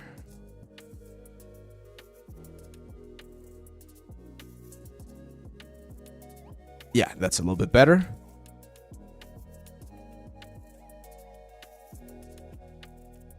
So that will be the size of the mask, right, for Doom, roughly. This is just an approximation because we're going to be doing the cloak, and we do need the meshes so that we can get the proper elements. So now what I'm going to do, because I don't need all of the meshes here from Nick, is I am going to delete them. So I'm going to go and delete all of these areas right here. That should be more than enough, I think. Let's keep a little bit more. Let's grab my select lasso. I'm gonna hide this thing right here. Turn on symmetry. There. Yeah, let's keep just the chest like that. About right. Make sure that we don't have any layers, because I think Nick has some layers. Yeah, so we're gonna bake all the layers down. Oh my god. So let's bake all the layers down. Now we go down here. Let's select this area. There we go. That's about right. And now we're going to say delete hidden. There we go. That's all we need. So now I'm just going to say merge. Sorry, subtool. Merge visible. And we're going to have this right here. This is what we want. So we're going to export. Doom. We're going to call this Doom body volume. Now we can close that. Let me just free up some space because I have a lot of stuff right here. Let's see. For doing a PBR hand-painted style, would you use specular coloring or the metallic channel to make things look shiny? Yeah, you can combine that. A good example of that is the Wayfinder game. So in Wayfinder, they do use normal maps, they do use metalness map, glossiness map, and then they do like the hand-painted approach to things. So it's like a mix of both things. I personally don't love that style, but that's just personal preference. I prefer like pure hand-painted style. But yeah, it is possible to do that. Opinion on Roblox modelers? Hey, if you can get a buck there, that's fine. I don't think I'm ever going to be doing Roblox modeling, but if I ever need to, a job is a job. Thoughts on being a generalist rather than a specialist? I enjoy everything and don't really want to choose one thing to focus on. I think it really depends on what kind of stuff you want to work on, Novasaurus. Or Nubasaurus. So that's a great name, by the way. So, for instance, in my case, since I knew I was going to stay here in Mexico and do my own stuff, I had to become a generalist. I am a generalist, right? So I'm a generalist with a focus on characters. But I know a little bit about everything. I can rig, I can do a little bit of animation, I can do...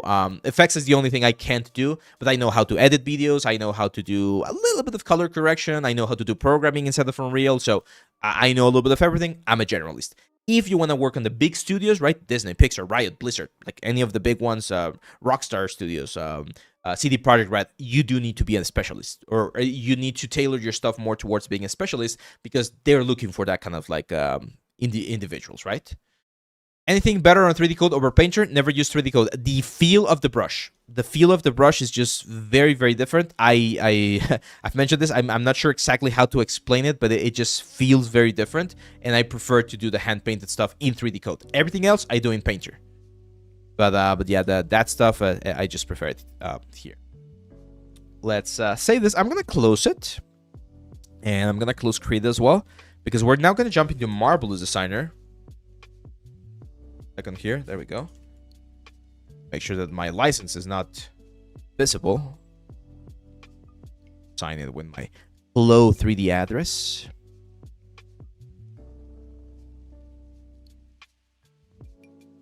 Strange question. At your level, do you feel like you can create most characters you see artwork for? Yes. Yes and no. Yes and no. Give me 1 second. No, I do have one. The hell?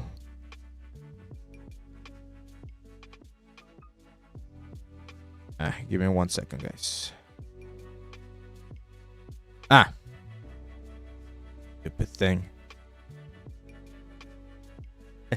It was trying to sign in with my other Gmail account. That one. This one.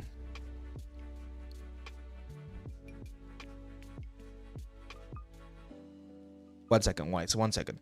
So yes, I think I can what's the word? I should be able to create any character that I see.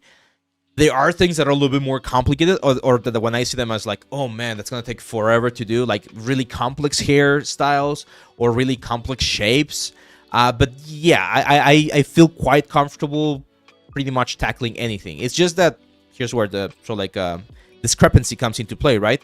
Sometimes people expect you to be able to do that very quickly, right? So if you tell me, can you do any character in just like 2 weeks? No, of course not. But if you give me 6 months to work on a character and you pay me for those 6 months, I can pretty much do any character, I would say. But yeah, it's a matter of what's the word of making sure that you know all of the tools, right? Or most of the tools. There we go.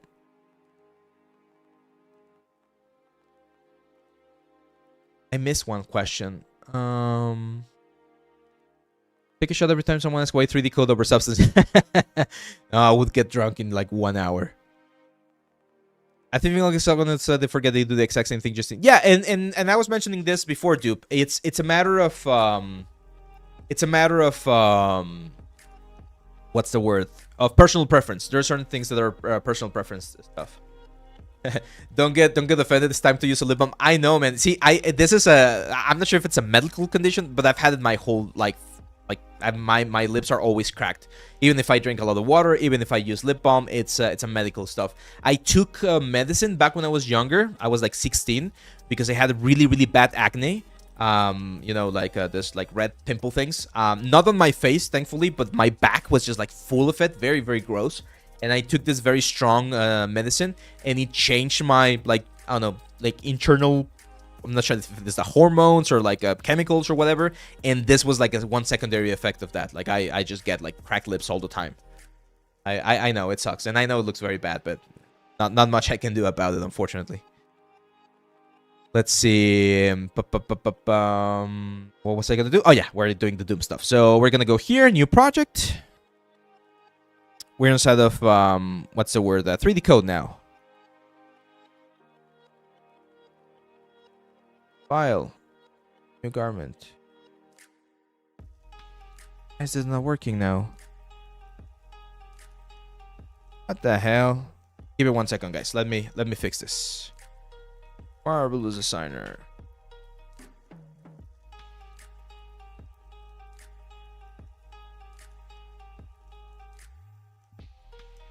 What's the longest you've spent on one project? That's a good question. On a single project, like on a single character, like 3 months, I think.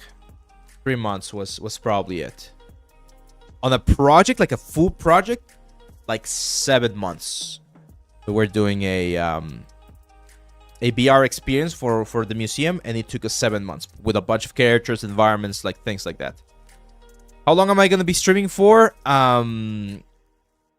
Today is just probably just 1 more hour. 1 more hour, and that's it. Project. Why is this not working? Is it the interface? Windows. 3D window. There we go. Oh, they changed things. 3D pattern window. There we go. Change the interface. That's fine. So I'm gonna go file and then import. This is an FBX. Is it an FBX or an OBJ? Oh, it's an OBJ. File, import, OBJ.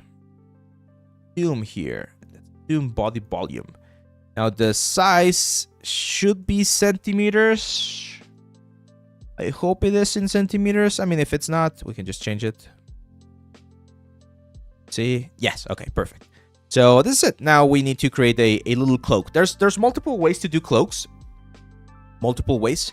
We're gonna do the traditional one. So I'm gonna start here with my rectangle tool.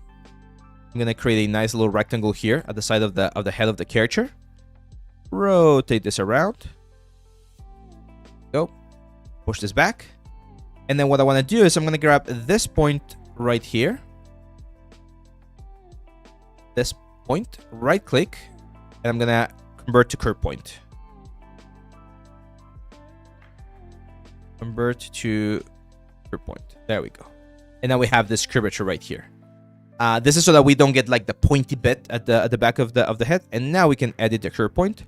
So we can change how this looks. So something like this should be fine. We grab the pattern, right click, and we can do symmetric pattern with sewing. There we go. So now we have 2 of them. We are now going to go to our sewing section, and we're going to segment sew this thing to this thing, like that. And we just going to try that again. It's too far backwards, so I'm going to grab the patterns again, push them forward. I was not expecting this thing to be so fast. There we go. Nice. And we got the cloak on front of the character. Now, most of the light is coming from the right or the left. So I'm going to be doing this.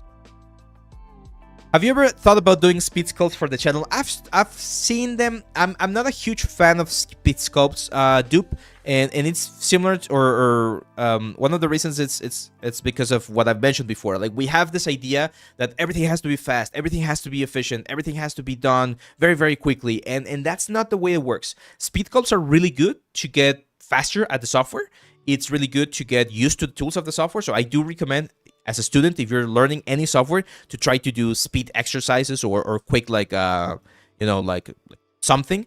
But I'm not a huge fan of them as a sort of like main thing. I feel like you can, I mean, you get some stuff out of it. You get speed, you get very efficient at doing stuff, but you lose on other things, such as like the precision and the quality of elements. One more that's flat out in between, so it's flat and can create a better shadow for the eyes. Yeah, we can do that. Here's how I would do that, my friend. So if we want to create a planar element, like what you were mentioning, let's delete the sewing line. We're gonna delete that. And what we need to do is we need to create a flat element that follows the exact same curvature or has the exact same length. I think it's going to be easier to just have the exact same length. If I grab this one right here, push it to the side, grab this one right here, push it to the side, I can go to my edit pattern, check this line. It measures 861 units. So I'm going to create a new like plane here. And I'm going to make sure that this line right here, I'm going to right click and I'm going to say change length. I set this to 861. If I want to be super precise, that would be 0.3. There we go. Do the same for this one.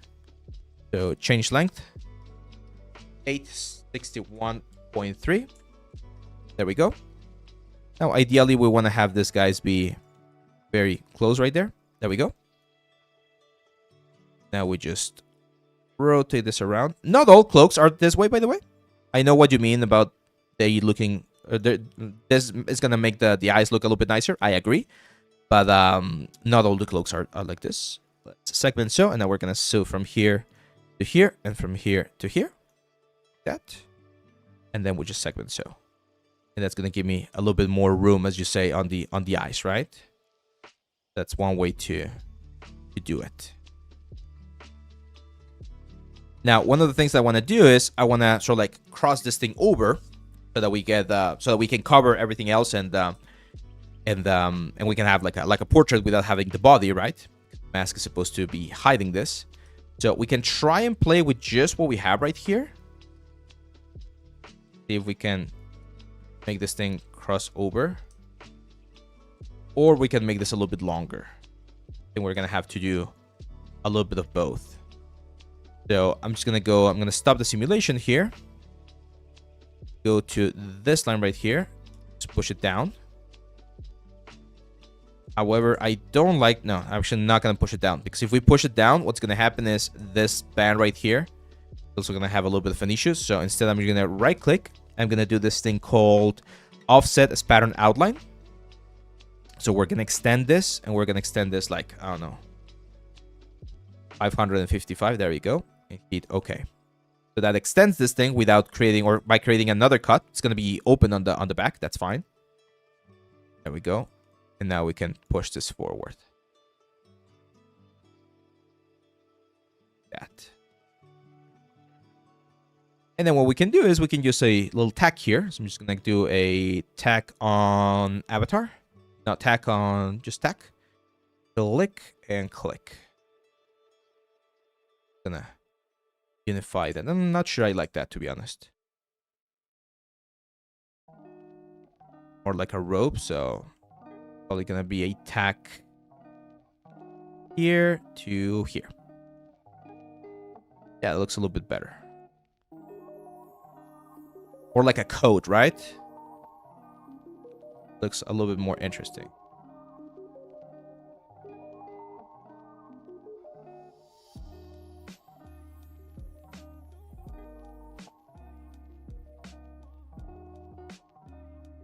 That's looking a little bit better. Not great, but a little bit better. Let's see. Do you retopologize the cloth after? Ideally, we would have to, yes. But I'm gonna do a little bit of a trick here to see if I can save myself a little bit of time. But yeah, ideally we would need to retopologize the cloth. So here's what I'm gonna, I mean, because we do have this sort of like low poly, again, hand painted approach or hand painted effect. I really don't want to retopologize the cloth. I really don't want to do that. I feel like with speckles, you end up having to correct mistakes in the way. It's faster to just do things right and patiently than correcting errors. Yeah, again, they serve different purposes. They're fine, and I know there's this guy here on YouTube who does like speed characters. I think he does them in Blender. He's amazing. He's got like a really cool like channel, and he has a lot of very nice tricks. That's great. But when you're working again on a project, they're not gonna be timing you and saying, oh, you need to finish this character in 2 hours. No. They prefer you take your time and make things right. Of course, you cannot take forever, but it's a little bit different. Like, you don't need to be like rushing. So how are we gonna solve to open the hood a little bit more there on the side?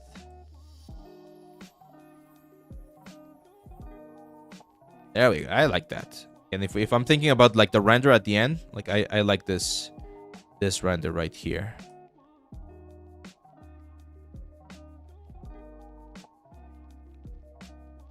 There we go. Now, how many triangles do we have? I don't think it's too many triangles. Like, we could potentially work with this ones, to be honest. Like, just leave it as is. I do think this one, we can increase the poly count a little bit. So I'm going to go here to particle distance. I'm going to go to 15. Just it's a little bit smoother, especially here on the little thing here on the top. I don't like that that point right there. It looks very weird.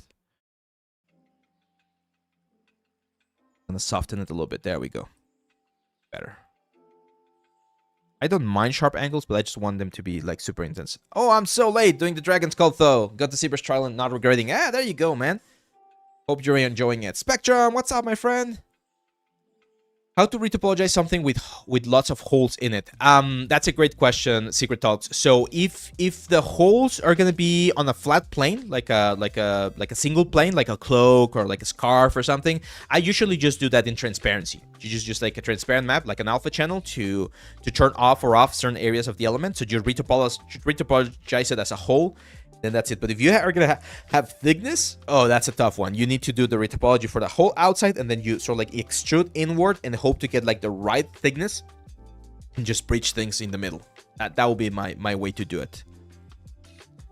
Okay, so I like it. I don't think we're like too heavy on triangles. There's probably a way to minimize stuff, but this should work fine. So let's export.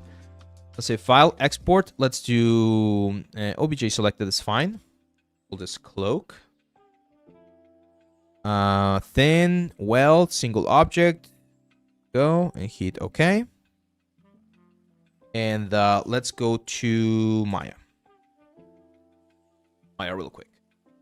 I was wondering if you were ever going to make a video on stylized trees. I'm struggling with the leaves. Stylized trees, like what? Like World of Warcraft or like what? I mean, it's usually the same process, man. It's not too much different.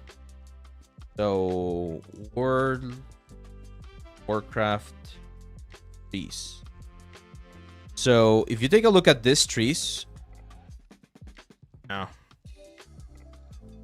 like to look really nice, right? It's usually gonna be a mix of sculpting, and then for the leaves, you make a leaf texture, or like a leaf atlas. They call it sometimes. Where you have your square and you paint the leaves, and then you just like place them where they need to be. I know it sounds very simple when I say it like that, but they've been using a lot of speed tree as well on some of the newer stuff. And you can just create your own, like again, your own leaf textures, and then use a speed tree to populate the trees and get a nicer effect. So for instance, this is from the War Within, right? Like this is one of the latest expansions, and as you can see, they definitely look a little bit more realistic. I wouldn't even argue, like this looks like they actually did them with speed tree. So yeah. Go Maya.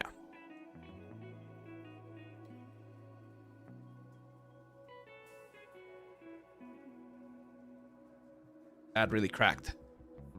Flipkick says, sorry about reposting this kind of question, Abe, but would you say that the method of workflow you use for this mask is the go-to method for most of the hard surface stuff? No, it's not. It's not the go-to method. There's multiple ways to do it. It's my preferred way to do it because I when I'm doing hard surface stuff, I prefer to do like a traditional sort of like subdivision workflow where things are very clean. But I know there's people out there on the internet that do a lot of like hard surface in ZBrush, like everything with polygroups and polish and creases and things like that. I've seen the methods. I've tried them. I don't feel very comfortable doing them. I probably need to practice them a little bit more to really get the best out of them. But yeah.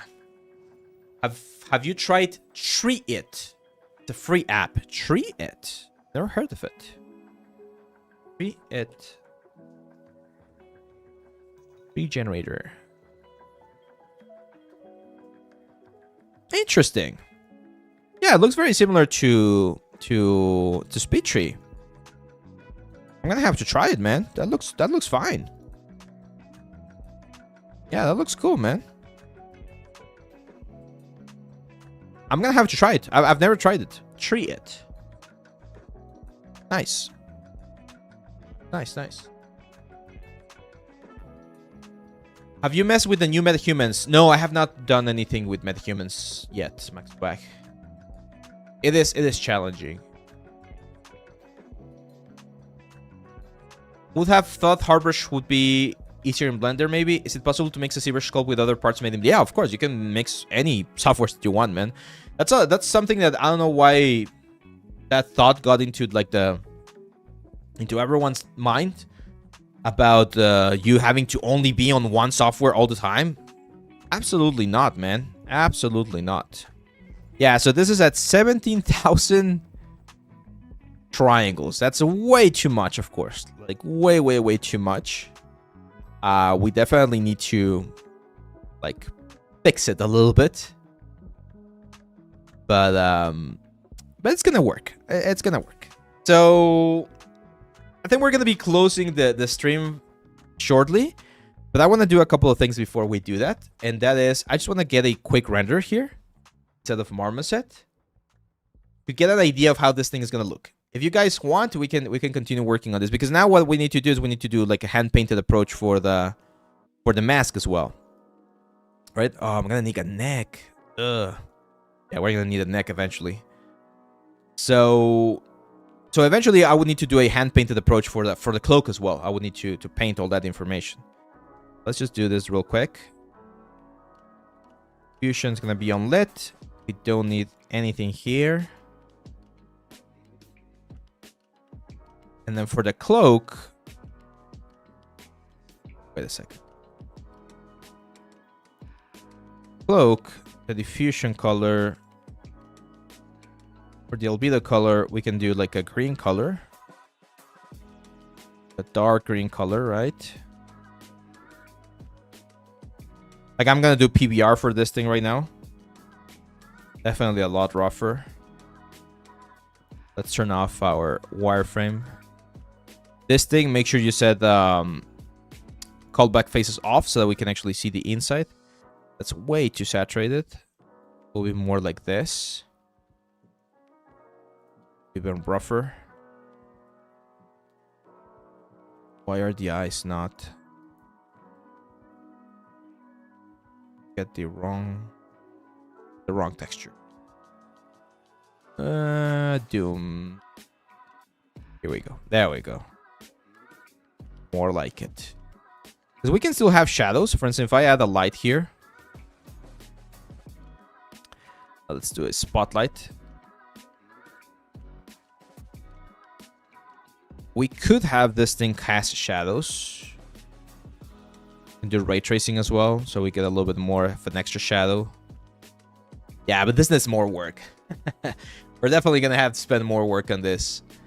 Let's see. The course is easy to follow. First part is very beginner friendly. Don't be scared to make mistakes because that's how you learn. Then things slowly escalate. Yeah, there you go. Hello there. 3D Code seems to be popular for hand painting. Personally, I only own Substance Painter. Does 3D Code make such a big difference? I would say it does. Again, it's a very personal preference, but the way it feels in terms of how the brush works, it definitely feels very, very different. So I do prefer 3D Code quite a bit over Substance for hand-painted stuff. but Substance is amazing for all of the other things. Like, you can even do hand painted stuff. I did that again, as I was mentioning, for the shark. Did you guys see the shark? Here, let me show the shark. So this is a collaboration that we did with Substance Painter, and I did all of the stuff inside of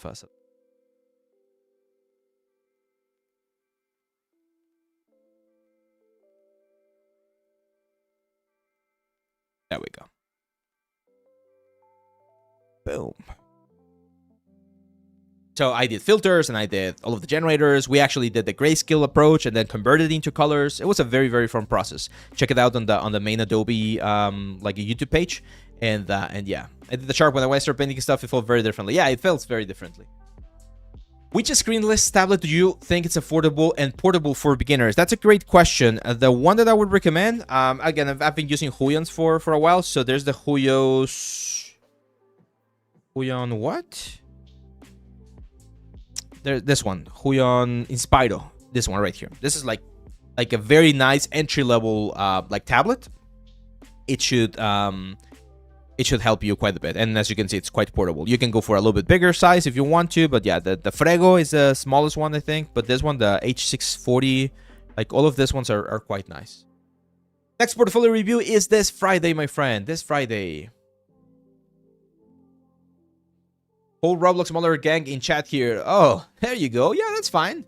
I don't have anything against like anyone, guys. Like, if you're doing Roblox, if you're doing Fortnite, if you're doing skins or mods, if you're doing VTubers, like, at the end of the day, 3D is a language, so you can do it for so many things. No, I have not tried them, my friend. I've heard they're good as well, but I have not tried them. I have a friend who has tried both, the XP pen and the Huyon, and he says he prefers the pen from the Huyon. Sorry. He prefers the feel of the pen on the Huyon. But yeah, like I haven't like personally tried that one myself. Thank you. This shark brought me to your channel. There you go. Thank you, Peter. Yeah, I'm glad you guys glad you found that one. Isn't this shark for Hungry Shark World? No. This is just a shark that I did. It was one of the collaboration projects that we did with Adobe, with Substance, and this is I just did it. I came up with the idea. Like, this is I can easily say that this is an original concept of mine. So I did the sculpt, I did low poly, UVs, everything, and then the there we go.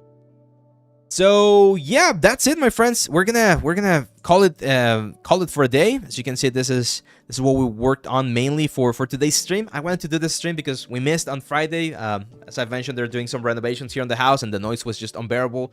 There were things that I had to get, so it was complicated. But we're gonna have probably 2 streams next week. By the way, we're probably gonna have our traditional workshop on the portfolio review on Friday, and then after we're done with that on Saturday, it's my birthday, so we're probably gonna have a birthday stream as well. We maybe can continue with this one. I'll probably work on it during the week, and I'll have things ready for you guys. Okay.